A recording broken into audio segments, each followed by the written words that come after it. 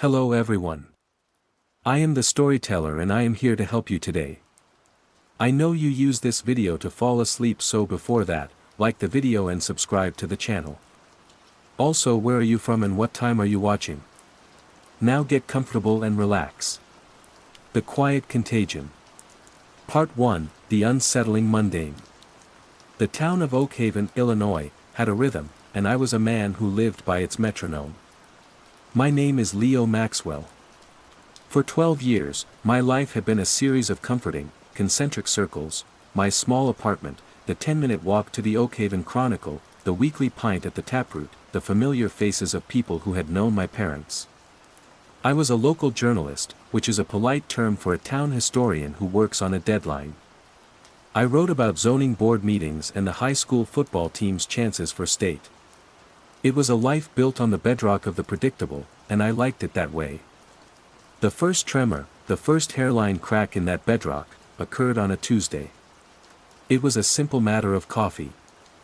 I had run out of the dark roast from Guatemala, the kind with notes of chocolate and existential dread that only one place in town sold: Holtman's Hardware and Grocery.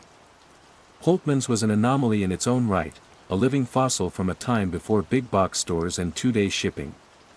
It smelled of sawdust, oiled steel, and the faint, sweet decay of produce that had been on display for a day too long. It was a place you went for a single, specific screw you couldn't find anywhere else, and you left with a bag of strangely delicious, off-brand potato chips. Heading out, I announced to the newsroom, a grand term for the 2 desks and perpetually malfunctioning printer that I shared with Brenda. Need to make a Holtman's run. Brenda looked up from her screen, her brow furrowed. She was younger than me, a recent transplant from Chicago, perpetually baffled by Oak Haven's lack of a decent brunch spot. Holtman's? What's that? I chuckled. It's the old hardware place on Main. The one that also sells groceries for some reason. Her expression didn't clear. It was a genuine, bottomless blankness. I've never heard of it. It's between the old cinema and the laundromat, I said, a little too insistently. You can't miss it. Big, faded green awning. She gave a noncommittal shrug and turned back to her work. Okay. Well, don't take too long. Peterson wants that council meeting summary by 4. I walked out into the hazy afternoon sunlight, the exchange leaving a faint, sour taste in my mouth. It was nothing, of course. Brenda was new. She probably never looked up from her phone long enough to notice a building that wasn't a Starbucks. Still, it was like someone telling you they'd never heard of the sky. The walk to Main Street was muscle memory. Past the library, with its stern stone lions. Past the bakery, a cloud of warm, yeasty air billowing out as the door opened. I turned the corner onto the block where Holtman stood, and for a half-second, my brain stuttered. The street felt wrong. Emptier. The familiar, comforting clutter of storefronts seemed to have a gap in it, a missing tooth. I found myself slowing down, my feet uncertain. I had almost walked right past it. There it was.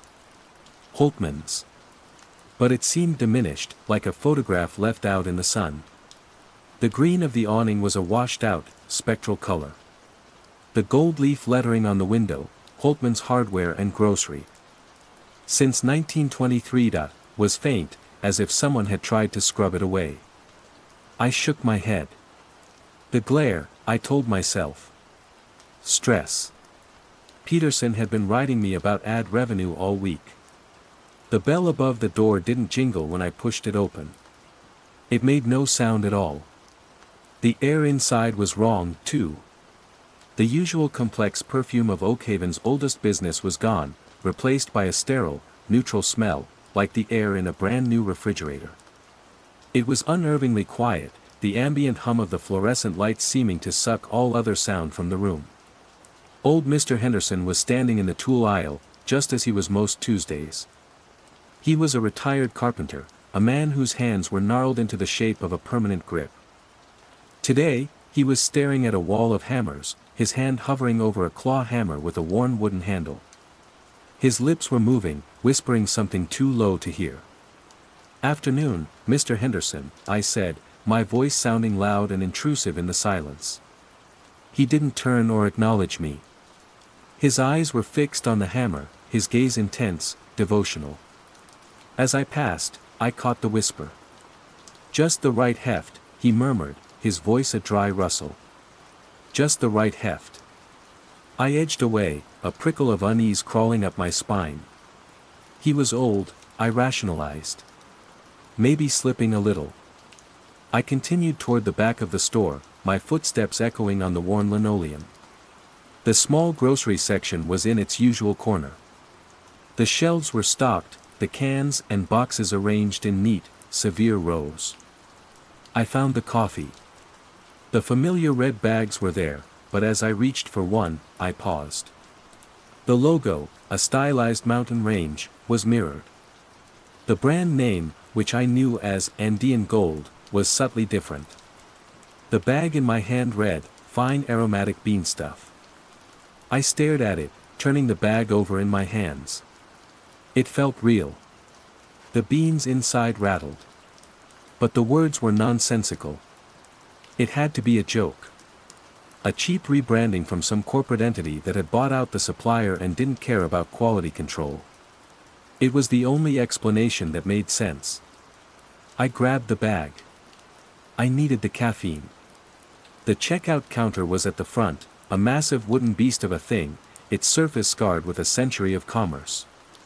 A young woman I'd never seen before stood behind it.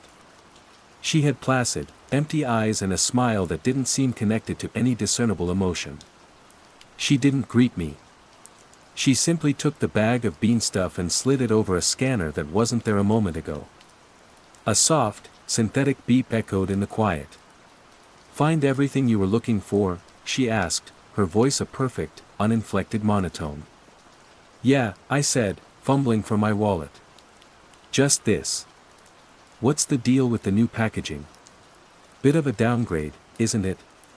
The smile remained fixed. Her eyes were focused on a point just over my shoulder. "Thank you for your continued patronage," she said.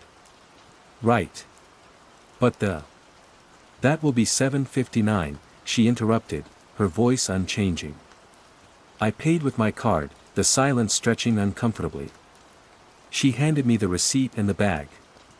As I turned to leave, I heard her speak again, her voice echoing slightly in the empty store. "Thank you for your continued patronage." I glanced back. She was speaking to no one. Her smile was still there, a mask of pleasantry in a vacuum. I pushed the door open and stepped back out into the real world, the silent bell marking my exit. The air on Main Street felt thick and warm and blessedly normal. I clutched the bag of bean stuff, my heart hammering against my ribs. It was just a weird store, I told myself.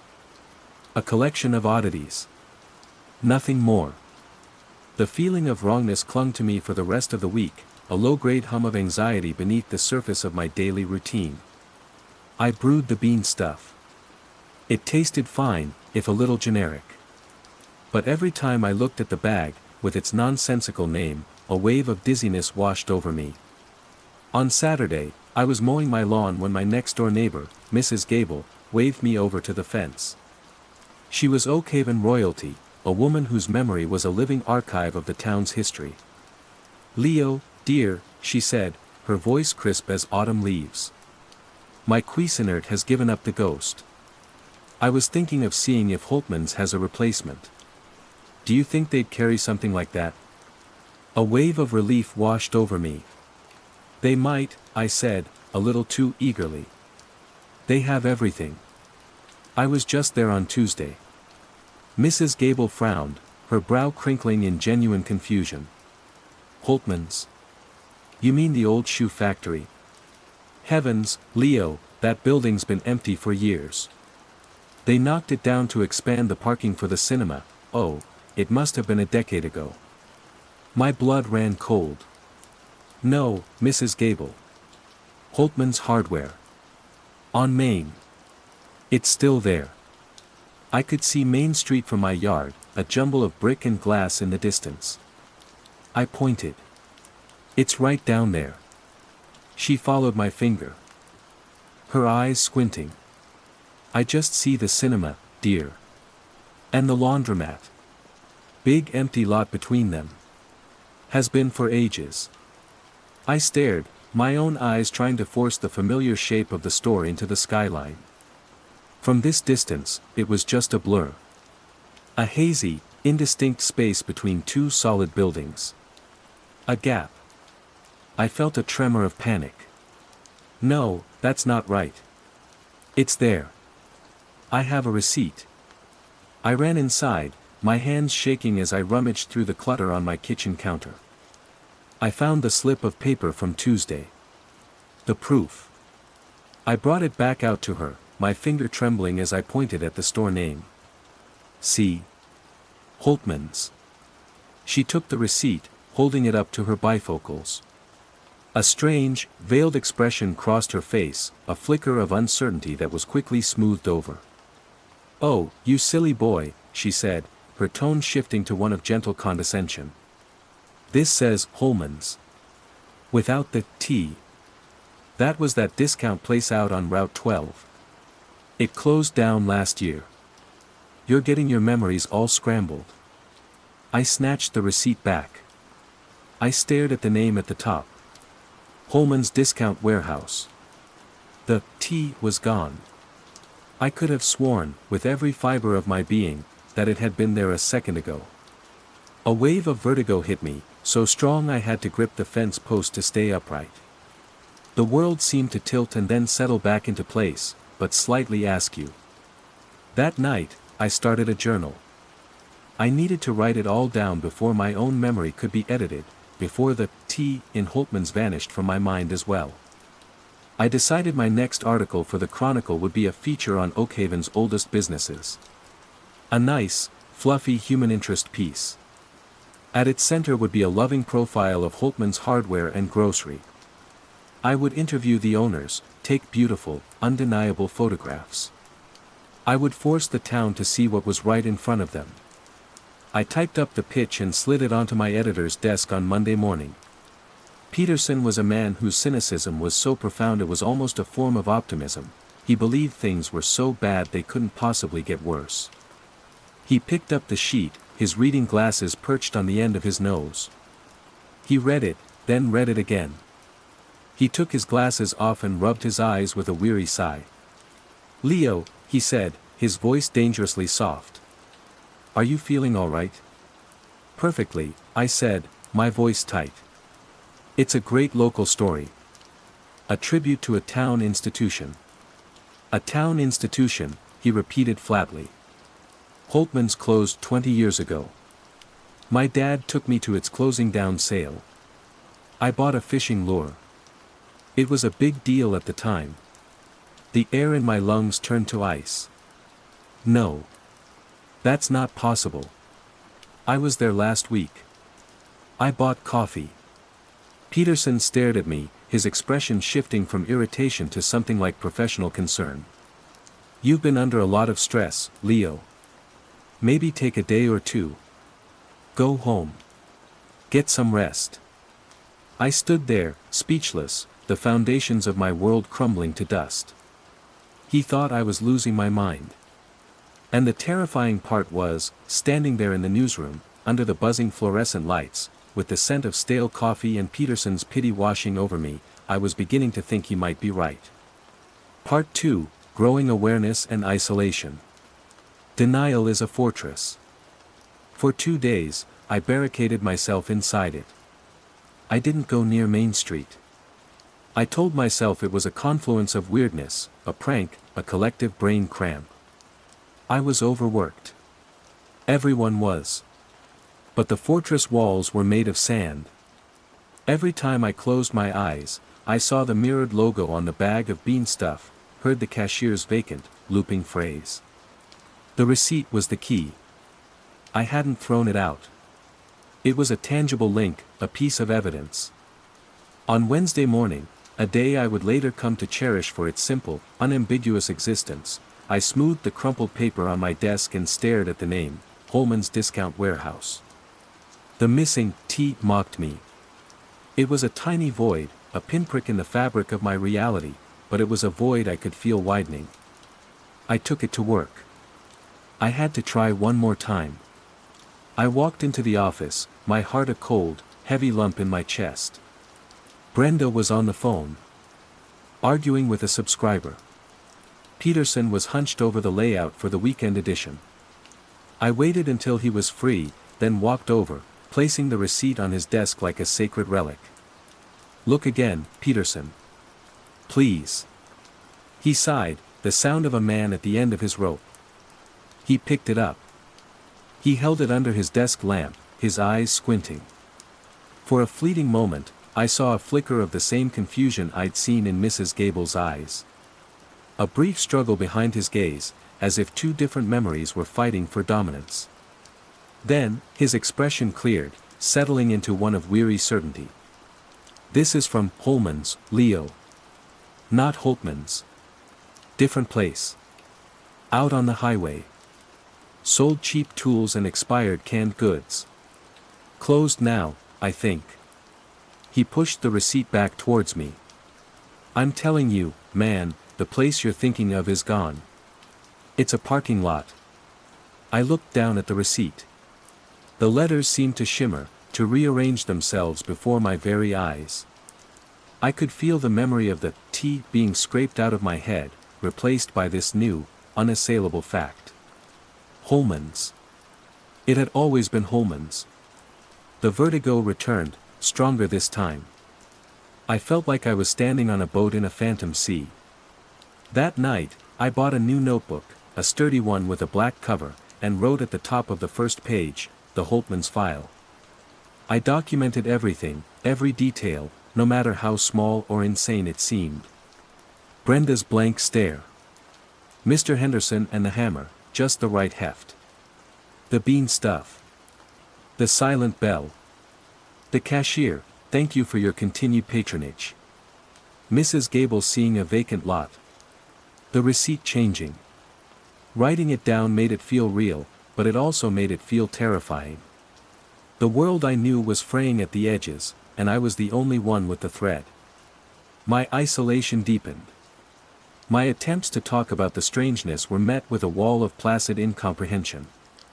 It was worse than being called crazy. It was like I was speaking a language no one else understood, describing a color no one else could see. Brenda started giving me a wide berth in the office, her cheerful greetings replaced by a tight, nervous smile. I was becoming the office eccentric, the guy who muttered to himself, the one they'd whisper about when he went to the restroom. I couldn't let it go. My journalistic instincts, buried under years of town council drudgery, were screaming at me. This was a story. The only story. I started my investigation in earnest, focusing on the epicenter of the wrongness, the store itself. I armed myself with my camera and went back to Main Street. I stood across the street, feeling like a spy in my own hometown. The store was there, nestled between the cinema and the laundromat, looking just as faded and insubstantial as before. I raised my camera, zoomed in, and started taking pictures. I filled a memory card. Later, at home, I uploaded the photos. My blood ran cold. In every single shot, the space where Holtman should have been was a distorted, hazy blur. The buildings on either side were sharp and clear, but the store itself was a smudge of faint color and indistinct lines, like a watercolor painting left out in the rain. In some frames, you could see the brick wall of the cinema through the storefront. It was there and not there, a quantum ghost. I tried to record audio next. I walked past the store with my phone's recorder on, hoping to catch the strange silence, the lack of a jingle from the bell. When I played it back, there was nothing but a roar of static, a harsh, digital hiss that peaked exactly when I was in front of the building. My obsession began to consume me. I spent my lunch breaks poring over old town records at the library, my evenings scrolling through digitized archives of the Chronicle. The past was becoming as unreliable as the present. I found mentions of Holtman's hardware, dozens of them in ads and articles from the 40s, 50s, and 60s. But when I clicked the links, they were often broken. Error 404. Page not found. The few articles I could access through cached versions were riddled with garbled text, strings of nonsensical characters where the name Holtman's should have been. It was like a digital disease, a corruption spreading backwards through time, erasing the store from history. The anomaly was not confined to Holtman's. It was seeping, spreading. I started noticing other, smaller glitches in the town's code. There was a particular park bench, a green-painted one facing the library, that became a focal point of my paranoia. At random times throughout the day, someone would sit on it. A teenager, a businesswoman, a retired man. They would sit perfectly still, staring at the library's facade for exactly 10 minutes, I timed it, and then they would get up and walk away, their expression placid and vacant, as if they had just completed a vital, pre-programmed task. None of them ever went into the library. The library itself began to feel wrong. I had a clear, distinct memory of a local history wing on the second floor. I'd used it for research a dozen times. It had glass display cases with Civil War memorabilia and dusty portraits of Oakhaven's founding fathers. One afternoon, I went looking for it. The second floor was now entirely dedicated to young adult fiction. When I asked the librarian, a woman who had worked there for 30 years, about the history wing, she gave me that familiar look. That calm, dismissive confusion. A history wing? Oh, no, dear. We've never had one. All our historical archives are on microfilm. In the basement. I felt the ground shift beneath me again. The library, a place of facts and records, was editing itself. My nights became a blur of caffeine and obsessive research. I took to staking out Holtman's after dark, parking my car across the street where I could watch the storefront. The building was dark, lifeless. No deliveries came or went. No one locked up. It just sat there. But on the third night of my vigil, I saw it. The lights inside, on the ground floor, began to flicker. It wasn't a faulty wire. It was a pattern. A complex, rhythmic sequence of flashes, long, short, short. It looked like a code. Like a silent, luminous broadcast into the empty street. I tried to write it down, to find a pattern, but it was too fast, too complex.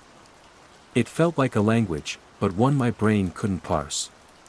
On the fifth night, as I sat in the darkness of my car, nursing a thermos of coffee that was definitely not bean stuff, I noticed I wasn't alone. Another car, a dark sedan, was parked a little further down the block, also facing the store. A silhouette was visible in the driver's seat.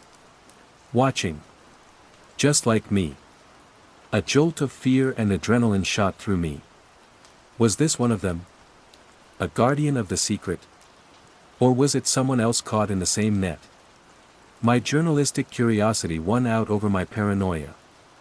I got out of my car and walked slowly, cautiously, towards the sedan. As I got closer, I saw it was a woman. She saw me approaching in her side mirror and her posture stiffened. I stopped a few feet from her window and raised my hands in a gesture of peace. She rolled the window down a crack. "Can I help you?" she asked, her voice tense. "I don't know," I said, my own voice raspy. "Maybe. I think we're watching the same thing." I nodded towards Holtman's.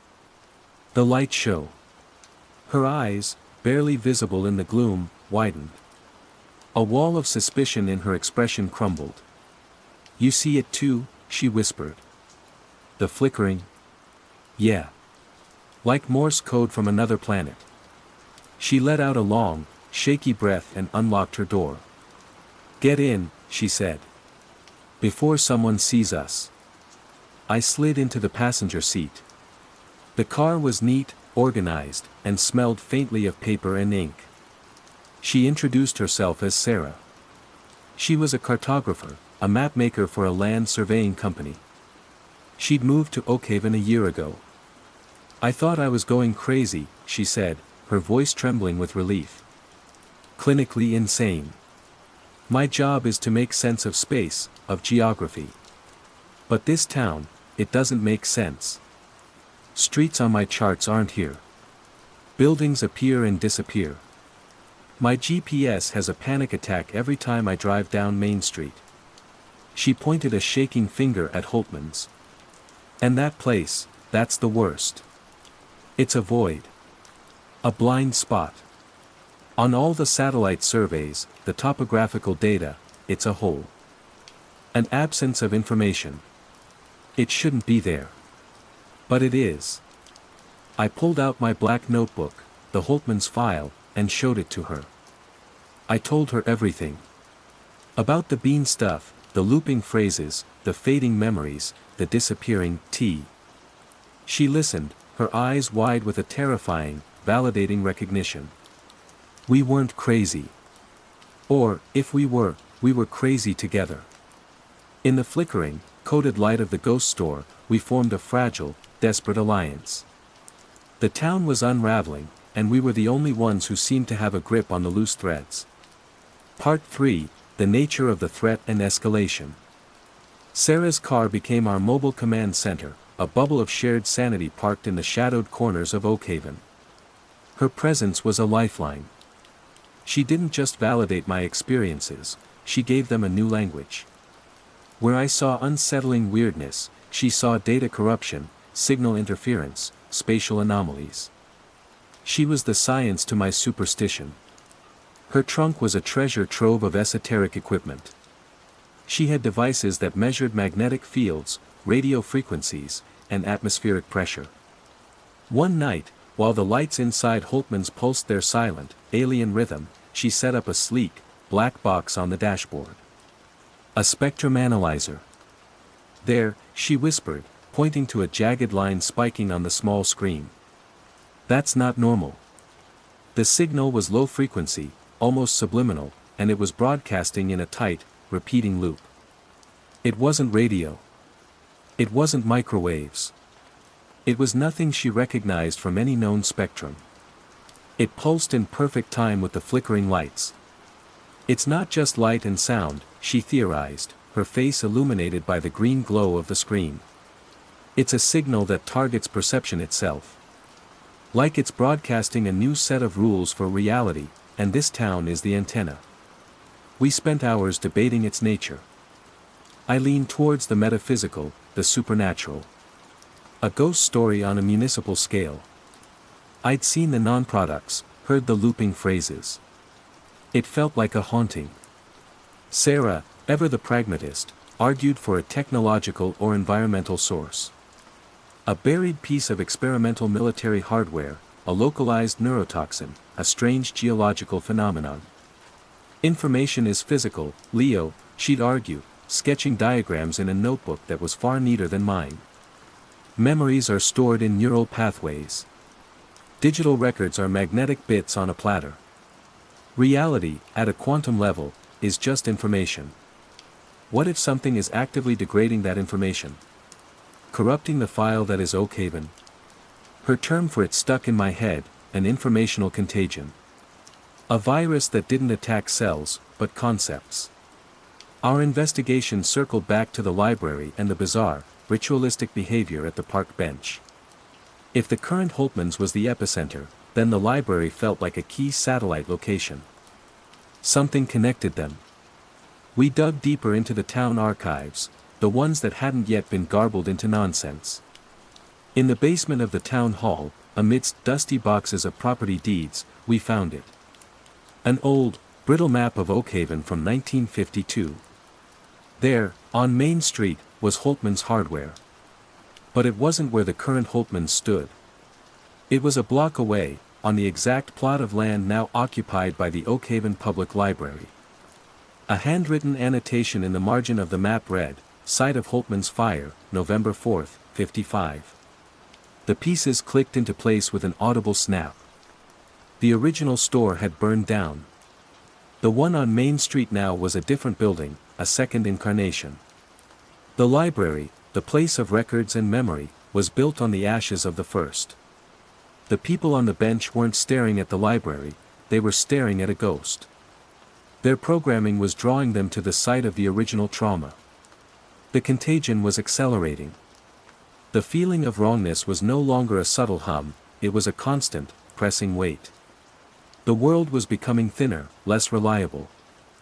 The escalation came on a Tuesday morning, or what should have been a Tuesday morning. I woke up with a profound sense of temporal dislocation. My phone's calendar showed Thursday, April 18th. My wall calendar agreed. I distinctly remembered going to sleep on Monday the 15th, Tuesday and Wednesday had been deleted. I stumbled into the kitchen, my mind reeling. The newspaper on my doorstep was Thursday's edition. I called Sarah, my hands shaking. "What day is it?"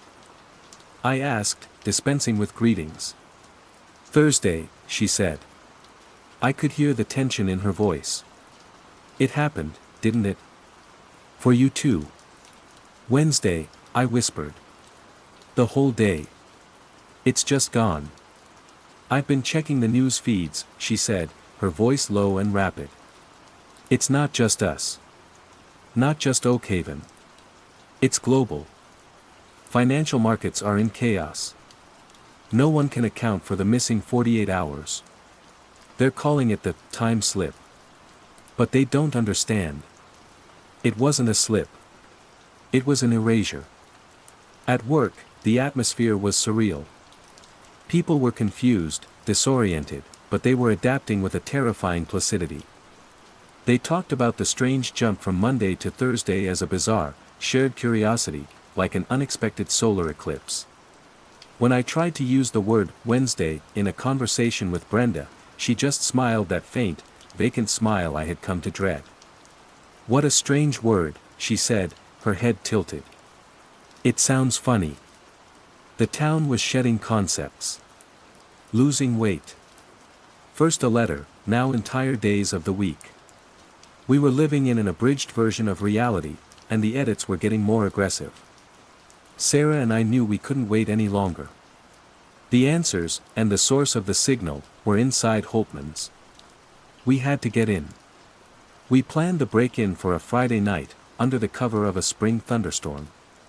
The rain would mask our movements, and the lightning would make the flickering inside the store less conspicuous. We dressed in black, our faces grim, feeling like characters in a spy movie that had been written by a lunatic. Getting in was unnervingly easy. The lock on the back door, a heavy-duty deadbolt, wasn't locked. It wasn't even fully latched. It was as if the very concept of security didn't apply here. The door swung open with a low groan into a darkness that felt absolute. Armed with powerful flashlights, we stepped inside. The sterile, ozonic smell was overwhelming. Our flashlight beams cut through the gloom, revealing a scene of surreal, nightmarish order. The aisles were perfectly straight, the products arranged with geometric precision. But the products themselves were more impossible than I had remembered from my first visit. There was an entire aisle of canned goods, each can gleaming silver, completely devoid of labels. Another aisle was filled with tools that defied function, hammers with screwdriver heads, wrenches that twisted into impossible knots, saws with teeth made of soft rubber. We passed a section filled with hundreds of identical, blank-faced dolls, their plastic eyes seeming to follow us as we moved. This wasn't a store. It was a museum of corrupted ideas. Sarah's spectrum analyzer was going crazy, the needle pinned at maximum. The signal was deafeningly strong here, a silent scream that we could feel in our bones. It was coming from the center of the store. There, in the main aisle, was a door. A simple, plain wooden door set into the floorboards. It wasn't on any of the building plans we'd managed to find. It was another impossibility. With a shared look of grim resolve, we pulled it open. It revealed a steep, narrow staircase leading down into blackness. The air that rose up to meet us was cold and ancient, thick with the smell of dust and something else, something like scorched memory. We descended into the basement. The space below was not a basement. It defied logic, it broke the laws of physics. We were standing in a perfect, scale model replica of the store's main floor. The same aisles, the same shelves, the same impossible products, all shrunk down to half their size. My flashlight beam trembled. In the center of this miniature store was another, even smaller replica. And inside that, another. A set of nesting dolls, each one a more concentrated version of the store's placid madness. At the very heart of the smallest, dollhouse-sized replica, sitting on a tiny, perfect checkout counter, was a single object.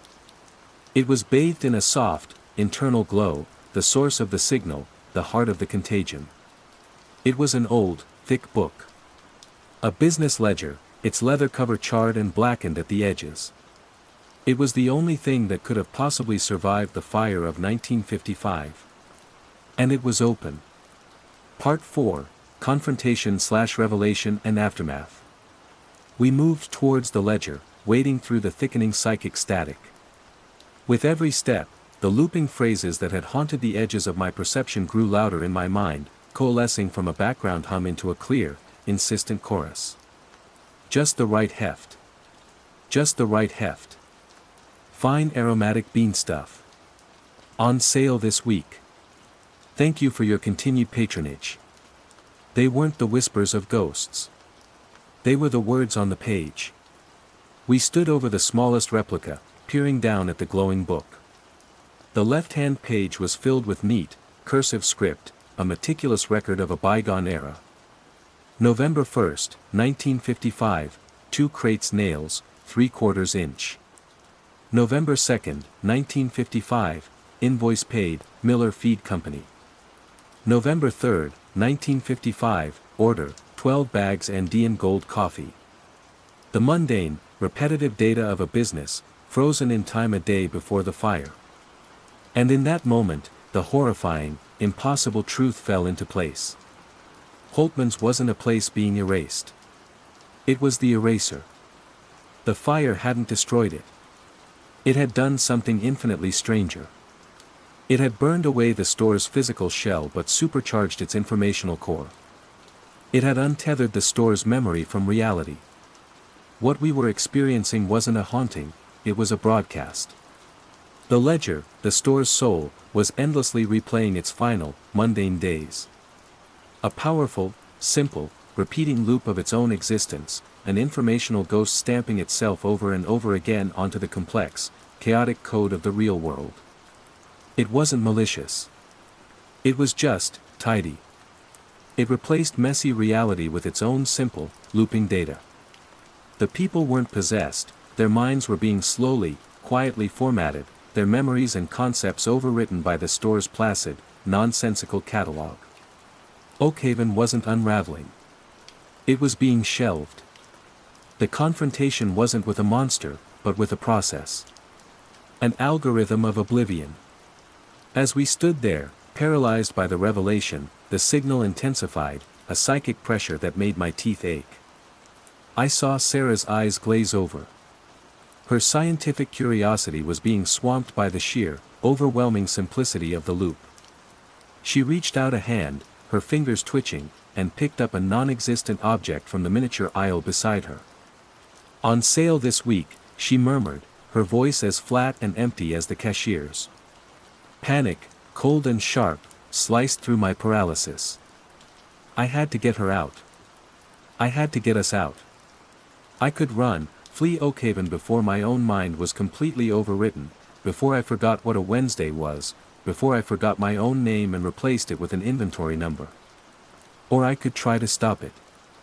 I looked from Sarah's vacant face to the glowing ledger. The source code. The UR text of the contagion. How do you fight a memory? You don't. How do you stop a loop? You introduce a new variable.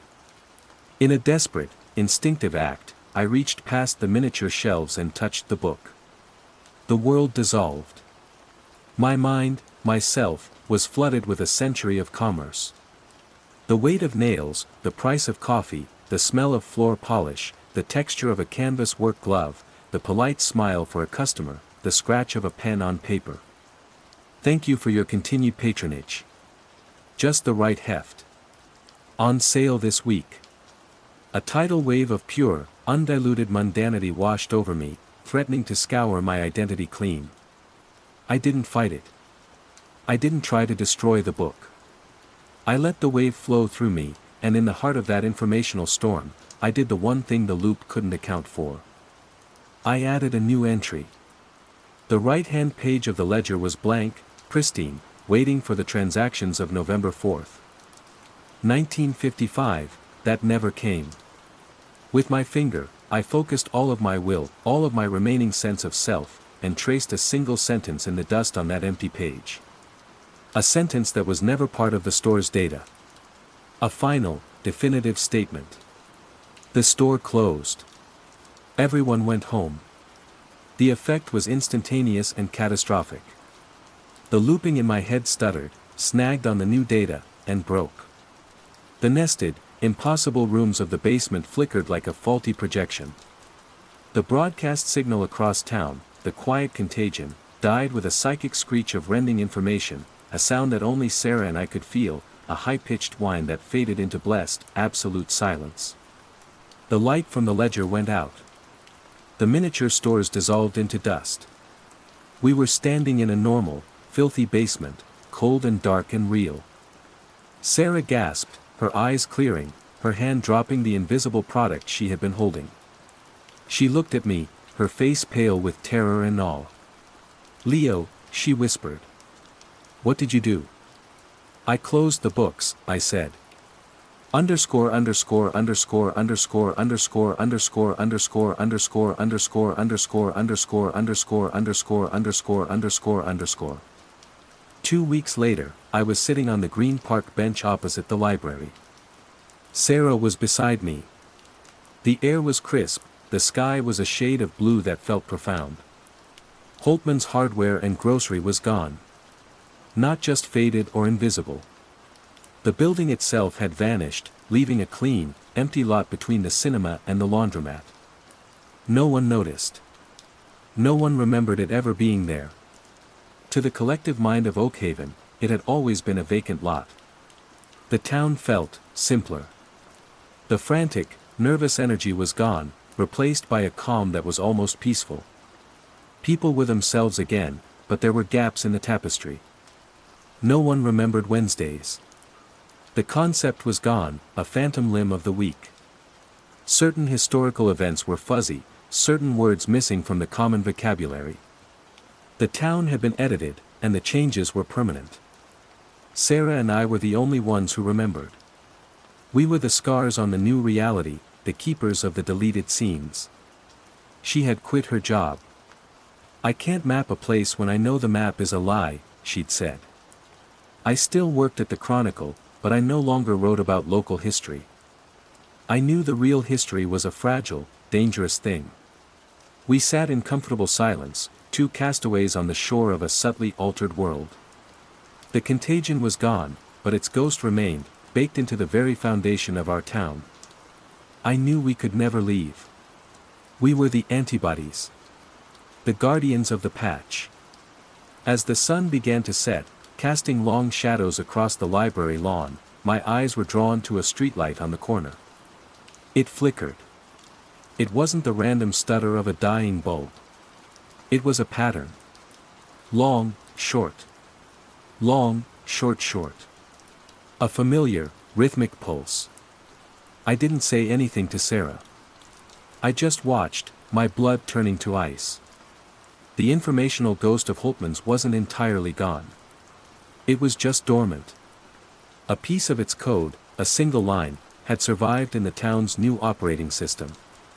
And I was left with the chilling, unshakable knowledge that reality was not a rock, but a manuscript, and there were things in the darkness that were all too willing to pick up a pen and make their own edits. The silence of Oakhaven was no longer comforting. It was the sound of a blank page, waiting to be written on. The quiet contagion, hue shift. Phase 1, the unsettling mundane. It began with the color of my friend's car. My life, up to that point, was built on the bedrock of precision. As a freelance graphic designer, I lived and breathed a world of Pantone swatches, HEX codes, and the subtle dance of CMYK values. My Portland apartment, a minimalist cube in a gentrifying slice of the inner southeast, was a testament to this control. The walls were a specific shade of gray, Benjamin Moore's Coventry gray. The single piece of art was a print with a meticulously balanced palette, and my monitors were calibrated weekly. I didn't just appreciate color, I trusted it. It was a constant, a universal language. Liam's car was blue. Not just any blue. It was a 2018 Subaru Crosstrek in cool gray khaki, a name that was a lie. The color was a soft, desaturated powder blue, the color of a hazy summer sky over Mount Hood. I knew this because I had helped him mock up some vinyl decals for it a year ago. I had the exact HEX code, #8C9FA8, saved in a client folder labeled Liam_favors. On a Tuesday, drizzly and unremarkable, I met him for coffee. We were standing on the sidewalk, arguing amicably about the merits of a new coffee roaster, when he gestured towards his car parked across the street. "See? Told you I found a spot," he said. I looked. The car in that spot was Liam's Crosstrek, same license plate, same Grateful Dead sticker peeling on the rear window. But it wasn't blue. It was a muted, vaguely unpleasant shade of seafoam green. I squinted. The light was flat, the sky a uniform slab of white. No weird reflections, no colored awnings bleeding onto the paint. "When did you get it repainted?" I asked. Liam gave me a look. "Repainted? Alex, I've had it for 3 years. Don't you remember that whole nightmare with the dealership?" "No, I mean the color. You changed it from blue to that." I pointed. He followed my finger, his brow furrowed in genuine confusion. "That? It's the same color it's always been. That sky blue thing you're obsessed with." "Liam, that's green," I said, the words feeling heavy and stupid in my mouth. "It's like a faded mint." He walked over to the car, ran a hand along the door, and looked back at me, his expression softening with the kind of gentle pity one reserves for a friend who is clearly overworked. "Buddy, you need to get your eyes checked. Or take a vacation. That's blue. It has always been blue." I dropped it. It was easier. It was probably me. I'd been staring at a screen for 10 hours straight, working on a branding package for a new tech startup. I strained. That had to be it. But the image of the green car was burned into my retinas, a tiny tear in the fabric of the expected. The tear widened 2 days later. The project was for a mid-level data security firm called Kestrel Corporation. Their whole identity was built around the color orange. Not just any orange. Pantone 15-1335X, living coral. A vibrant, life-affirming hue that they plastered on everything. My job was to design a new set of web banners. I'd been working with their marketing head, Sarah, for weeks. I sent the final proofs over. An hour later, my phone rang. "Alex," Sarah's voice was tight, clipped. "What is this?" "The final banner set," I said, my own project files open on my main monitor. "Just like we discussed. The animated GIF is rendering now." "No, the color." "Why did you change the color?" I felt a cold prickle on the back of my neck. "I didn't. That's your corporate standard. Pantone 15-1335X. "Alex, I'm looking at your files. The color is pink. It's a fleshy, salmon pink. Our color is orange. Bright, bold orange. Have you lost your mind?" I leaned closer to my screen. My color picker tool was open, hovering over the main banner. The readout was clear, HEX #FF6F61, RGB 255, 111, 97.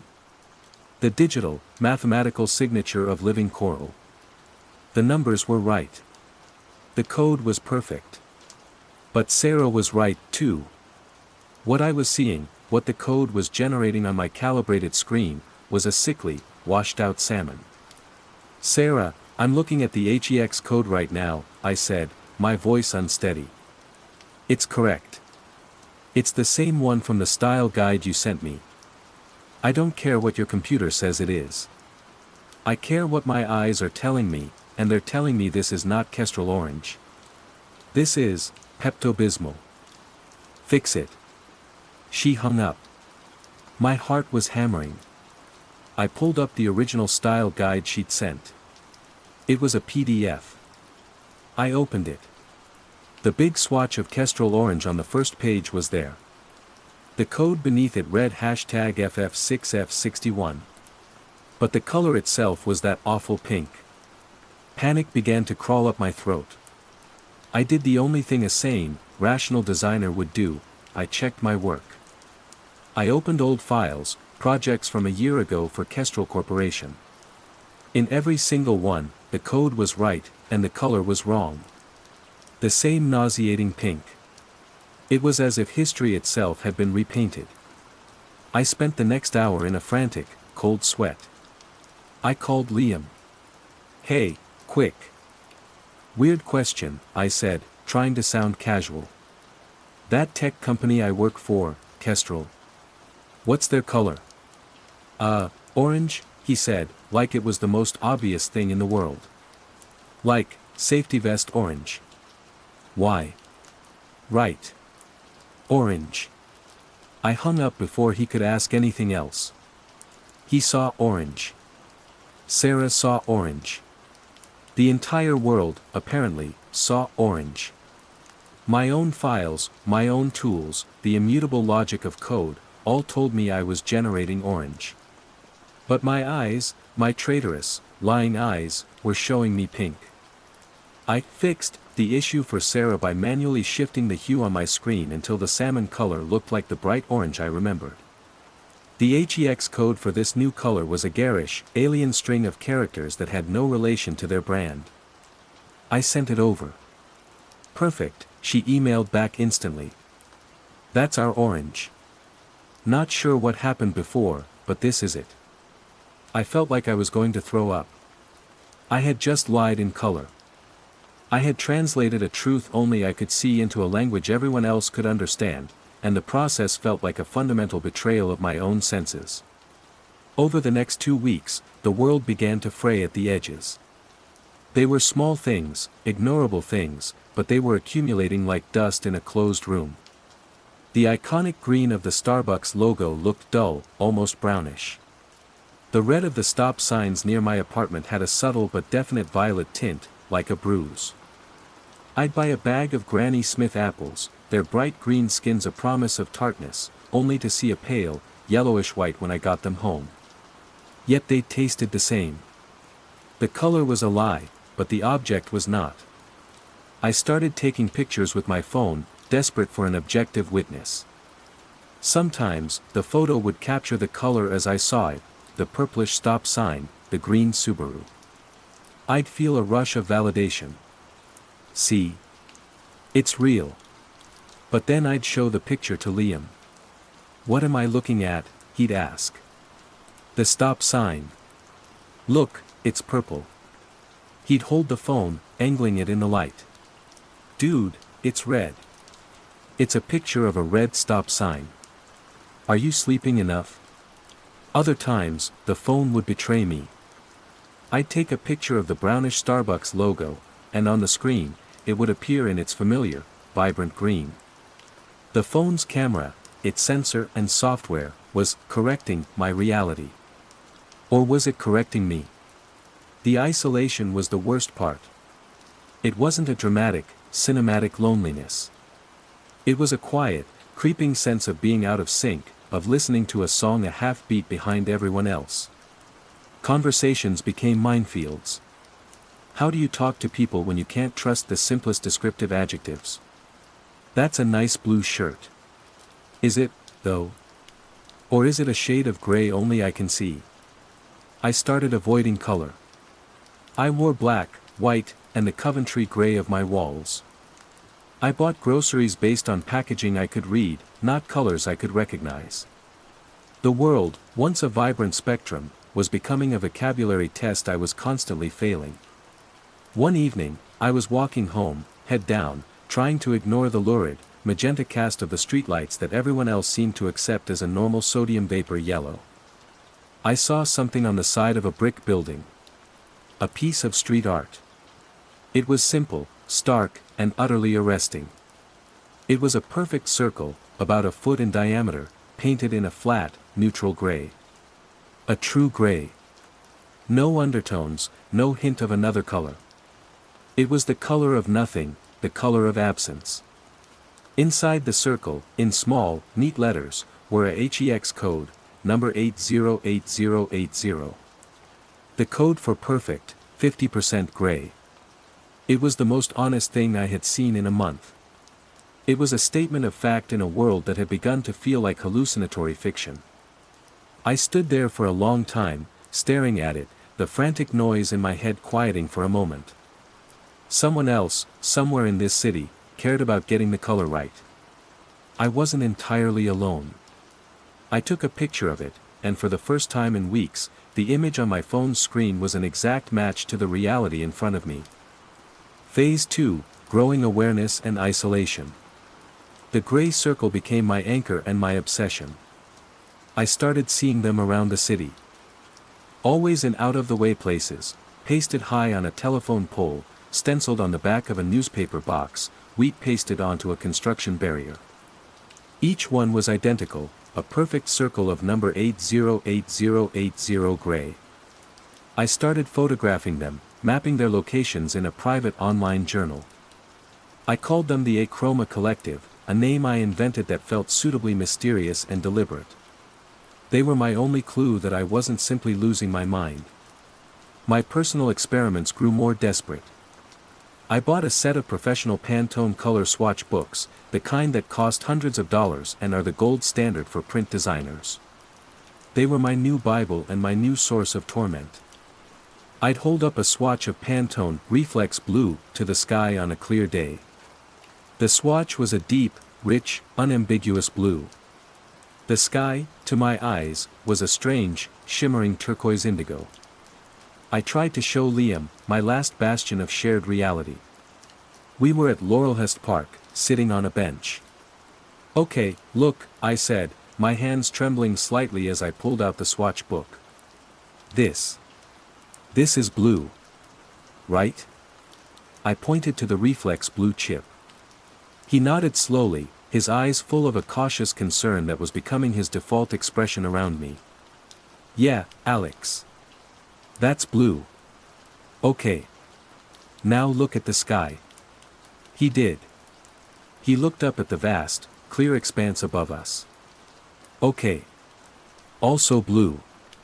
"No," I insisted, my voice rising. "No, it's not the same blue. It's not even close. The sky is, it's got green in it. It's almost teal. Can't you see the difference?" He looked from the swatch in my hand to the sky, then back to my face. He saw the frantic desperation in my eyes. "They're different shades, man, sure," he said, his tone placating. "The sky's a lighter blue than the dark paint chip. That's all. It's not a shade. It's a different hue. It's like comparing red and orange. It's not." He put a hand on my shoulder. "Alex, maybe we should talk to someone. A therapist. Or an optometrist. Just to rule things out." That was it. The chasm. It had been a hairline crack, and in that moment, it split wide open. He wasn't arguing with me anymore. He was managing me. I was no longer a friend with a weird perceptual quirk, I was a problem to be solved, a potential patient. The isolation was no longer a feeling, it was a physical space he had just created between us. "I'm fine," I said, snapping the swatch book shut. The sound was like a door slamming. My research turned from a hobby into a frantic, nightly ritual. I scoured ophthalmology forums, neuroscience papers, and psychological journals. Acquired dyschromatopsia, cerebral achromatopsia, color agnosia. I read about brain tumors, strokes, and rare genetic disorders. I even booked an appointment with a top-rated ophthalmologist, my heart pounding with a mixture of terror and hope. Maybe there was a physical cause, something treatable. The examination was exhaustive. Lights, lenses, puff of air tests, and the dreaded Ishihara plates, the circles of colored dots hiding a number. I failed spectacularly. A plate that I knew was supposed to hide a vibrant green 74-foot was, to me, a meaningless jumble of muddy brown and orange dots. A test for a red 29-foot was a swirl of purple and gray. The doctor, a kind woman with silver hair, looked at the results, then at me over her glasses. "Mr. Thorne, your retinal response is perfect. The physical structure of your eyes is textbook healthy. But your brain's interpretation of the signals is anomalous. It's not a pattern of color blindness I've ever seen. It's inconsistent. Have you experienced any recent head trauma? Or started any new medications?" "No. Nothing." She tapped her pen on her desk. "I'd like to refer you for a neurological workup. An MRI, just to be safe. It's most likely stress-induced, but we should be thorough." An MRI. The thought filled me with a new kind of dread. What if they found nothing? What if the problem wasn't in my hardware, but in the software of my consciousness itself? The appointment was in 3 weeks. It felt like a lifetime. My work, my sole source of income, became a nightmare of translation. I couldn't trust my own eyes to do the most basic parts of my job. I started relying entirely on the numbers, working in a kind of self-imposed grayscale. I would design using only HEX codes, inputting them manually, trusting that the orange I was creating for a client would appear as orange on their screen, even if it looked like dirty mustard on mine. My work became technically perfect but creatively sterile. I was a colorblind painter, a deaf composer. I was losing clients. My income dwindled. The anxiety mounted. The subplot, the mystery that kept me from sinking completely, was the Achroma Collective. I began to notice a pattern in their symbol placements. They often appeared near new, sleek, gray utility boxes being installed all over the city by a company called Oralink Telecom. Oralink was rolling out a new citywide fiber optic network, promising unprecedented speeds. The ads were everywhere, featuring smiling, happy people bathed in a warm, golden light. To me, that light was a jaundiced yellow-green. Was there a connection? It felt like classic paranoia, like drawing lines between unconnected dots on a conspiracy board. But the correlation was too strong to ignore. A new Oralink box would appear on a corner, and within a week, a small gray number 808080 circle would be stenciled on a nearby wall. My search for answers online led me down a rabbit hole of fringe forums and forgotten blogs. Most of it was noise, chemtrails, aliens, flat earthers. But then I found it. A single post on a message board dedicated to unexplained sensory phenomena. The thread was titled, "Is the World Getting Brighter?" Most posters talked about light sensitivity. But one user, Cassandra_2020, had replied with a single, cryptic comment 2 years ago.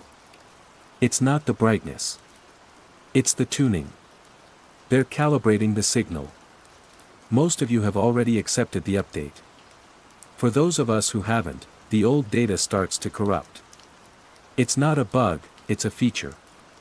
The bleed is just the beginning. Don't trust the colors. The post sent a jolt of electricity through me. The tuning. The signal. The bleed. It was the first time someone had described what I was feeling in a way that resonated with the technological wrongness of it all. It wasn't a biological failure, it was a compatibility issue. My brain was running an outdated operating system. I tried to message Cassandra_20/20. The account was deactivated. I searched the username. It was a ghost, used once on that forum and never again. A dead end. But the words lingered, "Don't trust the colors." The world outside my apartment felt increasingly alien. The subtle shifts were becoming more pronounced. The iconic green of Portland's bike lanes was now, to my eyes, a shocking, electric blue. The terracotta of the old brick buildings downtown looked like a flat, boring brown. But it was the people who were the most unnerving. Their perception wasn't just different from mine, it was becoming uniform. I saw it at a farmer's market. A vendor was selling heirloom tomatoes in a dazzling array of shapes and sizes. To me, they were a bizarre palette of deep violets, dusky oranges, and shades of green I'd never seen before. A woman next to me picked one up, one that looked a bruised purple to me. "Oh, look at this beautiful, perfect red one," she said to her friend, who nodded in agreement. "Just the classic tomato red." They all saw the same, classic tomato red. It was a consensus reality from which I was exiled. They weren't just misperceiving color, they were perceiving a new, standardized truth. The rich, chaotic diversity of the real world was being smoothed over, replaced by a simplified, less nuanced palette. The breaking point, the moment my quiet dread curdled into active fear, happened at a crosswalk. I was waiting for the light. The pedestrian symbol was the little white man. Then it changed. The hand, the symbol for "don't walk," lit up. It was supposed to be red. A universal, unmissable warning. To my eyes, it was a bright, welcoming green. I saw the countdown timer ticking down, 15. 14, 13. I saw the green hand.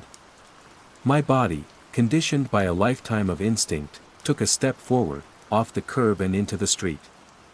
A horn blared, deafeningly close. Tires screeched on wet pavement. A cyclist swerved violently, shouting something I couldn't hear over the pounding in my ears as he wobbled past, missing me by inches. I stumbled back onto the sidewalk, my legs shaking. I looked up at the signal. It was still showing that friendly, inviting green. Across the street, everyone else stood patiently, waiting. They saw red. I saw green. The signal was trying to kill me. My world was no longer just unreliable. It was actively hostile. The fundamental symbols of safety and danger had been inverted, for me and me alone. I ran home, my breath catching in ragged sobs. I locked the door, slid down against it, and pulled out my phone. My hands were shaking so hard I could barely type. I went to my journal, the one with the map of the gray circles. There was no other choice. I had to find out who the Achroma Collective was. They weren't just artists. They were the only other people who seemed to know that the world had been repainted. My sanity, and now my survival, depended on finding them. Phase 3, the nature of the threat and escalation. My hunt for the Achroma Collective began with a single-minded focus that bordered on mania. I spent my days cross-referencing my map of their symbols with city planning permits and Oralink Telecom's public rollout schedule. The pattern was undeniable. A new Oralink fiber hub would be activated, and within 48 hours, a gray circle would appear nearby. It wasn't a protest, it was a marker. A warning sign. Or maybe a beacon. I focused on the most recent cluster of symbols, in an industrial area just south of the Ross Island Bridge. It was a liminal space of warehouses, defunct rail lines, and chain-link fences. For 2 days, I staked it out from my car, nursing lukewarm coffee and feeling like a character in a cheap detective novel. I watched trucks rumble by and saw no one who looked like a subversive street artist. On the third night, I saw him. A figure in a dark hoodie, carrying a small satchel, moving with a quiet purpose that stood out against the area's dereliction. He stopped near a concrete abutment where a new Oralink hub, a sleek, gray monolith humming with a barely audible energy, had been installed the week before. From his satchel, he pulled out a stencil and a can of spray paint. It took him less than 30 seconds. He laid the circular stencil against the concrete, a quick hiss of paint, and then he was gone, melting back into the shadows. I didn't follow him. I followed the art. My new hypothesis was that the circles weren't just markers, they were signposts, leading somewhere. I started treating them like a breadcrumb trail. Using my map, I drew lines connecting the most recent symbols, looking for a trajectory, a destination. The lines converged on a single point, a sprawling, derelict warehouse complex on the edge of the Willamette River, slated for demolition to make way for luxury condos. The place was a skeletal husk, windows shattered, doors boarded up. A large, faded sign read, Portland Shipwright and Ironworks. It felt impossibly cliché, but every instinct told me I was in the right place. Getting in was easier than I expected. A section of fence had been peeled back, creating a narrow gap. I squeezed through, my heart a frantic drum against my ribs. The air inside the complex smelled of rust, damp concrete, and ozone. That last smell was the strongest, a clean, electric scent that reminded me of old CRT monitors. And beneath it, a low, persistent hum. It was the same subliminal frequency I'd started noticing around the Auralink boxes, but amplified, concentrated. I followed the hum deeper into the main warehouse, a cavernous space where ghosts of heavy machinery sat under thick shrouds of dust. The hum led me to a partitioned-off section at the far end. The door was slightly ajar. Pushing it open, I stepped inside, and the world fell away. The hum stopped. The oppressive, wrong colors of my world vanished. I was standing in a room devoid of all color. It wasn't just dim, it was a perfect, absolute grayscale. The concrete floor, the metal shelves lining the walls, the tangle of cables snaking across the ceiling, everything was rendered in infinite shades of black, white, and gray. It was like stepping into an Ansel Adams photograph. The relief was so profound, so total, that my knees went weak. For the first time in months, I could trust my eyes. The visual noise was gone. This was silence for the senses. In the center of the room was the source of the null field. It wasn't a complex machine. It was a sculpture, of sorts. A twisted, chaotic tangle of rebar, copper wire, and what looked like salvaged server racks, all converging on a central, crystalline structure that pulsed with a soft, internal light. It looked like a piece of junk art, but it was radiating nothing. It was actively canceling the signal. This wasn't the source of the contagion. This was a sanctuary. The Achroma Collective wasn't causing the shift. They were building lifeboats. The pieces clicked into place with horrifying clarity. The Auralink network wasn't just for data. It was emitting a field, a signal designed to modulate human perception. A harmonization field, as the ghost user Cassandra_20/20 might have called it. The goal, I theorized, was to create a more stable, predictable, aesthetically pleasing reality. A world without jarring colors or unpleasant shades. A world where a tomato is always the perfect red, where the sky is always a reassuring blue, where corporate branding is always consistent. It was social engineering on a sensory level. And most people's brains just accepted it. They seamlessly integrated the new data. Their perception updated without a hitch. But some people, for neurological or genetic reasons, were resistant. We were the glitches. Our brains, unable to fully accept the new signal, were caught between two realities. The old data was corrupting. The bleed. I spent what felt like an hour in that gray room, just breathing, recalibrating my sanity. On a workbench, I found schematics for the null field generator. They were hand-drawn, filled with complex physics equations and notations that were far beyond my understanding. Next to them was a list of names. One jumped out at me. Elias Vance. Underneath it, an address in the West Hills. Before I could process it further, I heard a noise from the outer warehouse. Footsteps. I panicked, scrambled out of the gray room, and hid behind a rusting metal press. Two figures emerged into the main space. They weren't the menacing agents of my paranoid fantasies. They were a young woman with a shaved head and an older man with a weary face. They moved with a quiet familiarity, checking gauges on some piece of equipment I hadn't noticed. They were the caretakers. They were the collective. I didn't reveal myself. This was their sanctuary, not mine. I had what I needed.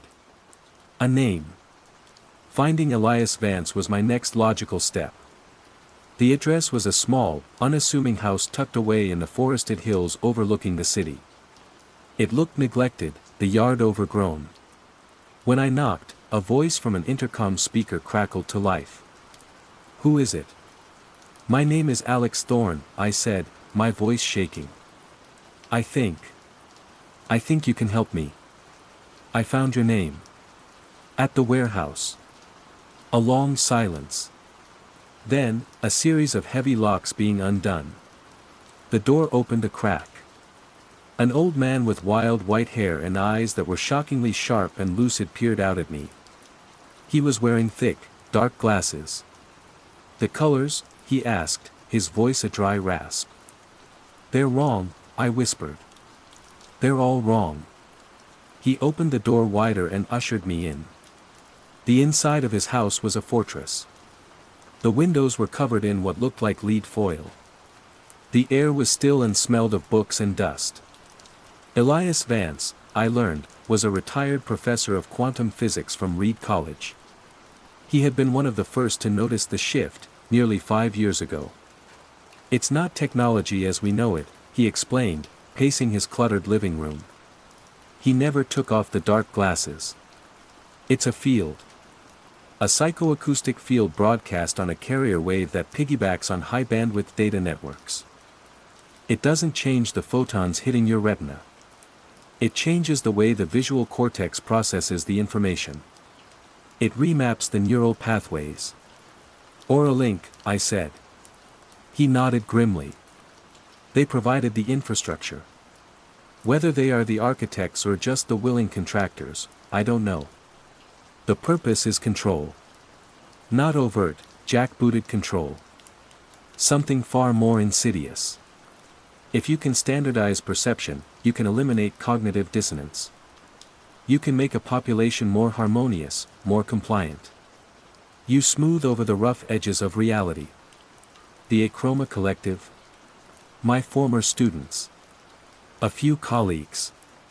We're resistant. Like you. We built the null zones, the sanctuaries. Places the field can't penetrate. But they require immense power. They are temporary. And the field is getting stronger. He stopped pacing and turned to face me, his expression grave. "The changes are escalating, aren't they? It's not just passive misperception anymore." He was right. In the weeks leading up to my discovery, the city's mood had shifted. The quiet placidity of the affected was developing an edge. I had seen a man in the Pearl District fly into a rage at a street performer whose bright yellow jacket was, presumably, a dissonant note in the new, harmonious palette. He didn't shout about the color, just that the performer was disruptive and aggressive. I witnessed a woman in a grocery store calmly take a carton of Organic Valley milk, with its distinctive, grassy green packaging that to me now looked a nauseating shade of chartreuse, and drop it on the floor, where it burst. She then picked up a carton of a different brand, one whose packaging I saw as a placid, acceptable shade of blue-gray, and continued her shopping without a second glance. The other shoppers ignored the spill, stepping around it as if it were a minor inconvenience. It was a quiet, relentless purging of aesthetic nonconformity. The world wasn't just being repainted, it was being curated. And anything that didn't fit the new palette was being subtly, and sometimes not so subtly, rejected. My own existence felt like a threat to this new order. My landlady had given me a warning about my erratic behavior, citing a neighbor's complaint that I was staring at things. I was a bug in the code. And the system was beginning to develop an immune response. "They're preparing for the final rollout," Elias said, his voice dropping to a whisper. "A full-power broadcast. Saturation. It will cement the new perception. Overwrite the last vestiges of the old reality. For those of us who are resistant. I don't know what will happen. The cognitive dissonance could be catastrophic. Madness. Aneurysm. Or, we might just be tuned. Forcibly. He showed me a notice from the city, an official-looking mailer that I, too, had received and thrown away as junk mail. Oralink was performing a final network optimization in 1 week's time to unlock the full potential of Portland's connected future. The deadline was set. My temporary ally had given me the truth, but the truth was a death sentence. I had a week to decide what to do: try to flee a contagion that was likely spreading beyond the city, hide in a temporary null zone, or face the wave and be overwritten. Phase 4, Confrontation/Revelation and Aftermath. The final week was a slow-motion nightmare. The city I knew dissolved around me, replaced by a beautiful, terrifying forgery. The harmonization field, in its run-up to the final saturation, seemed to be testing its limits. The turquoise indigo sky sometimes shimmered with impossible, oily rainbows at its periphery. The brown terracotta bricks of old buildings would occasionally flash with a brilliant, remembered red-orange, a ghost of their former selves, before subsiding. The world was a glitching simulation, and I was the only one with the developer console open.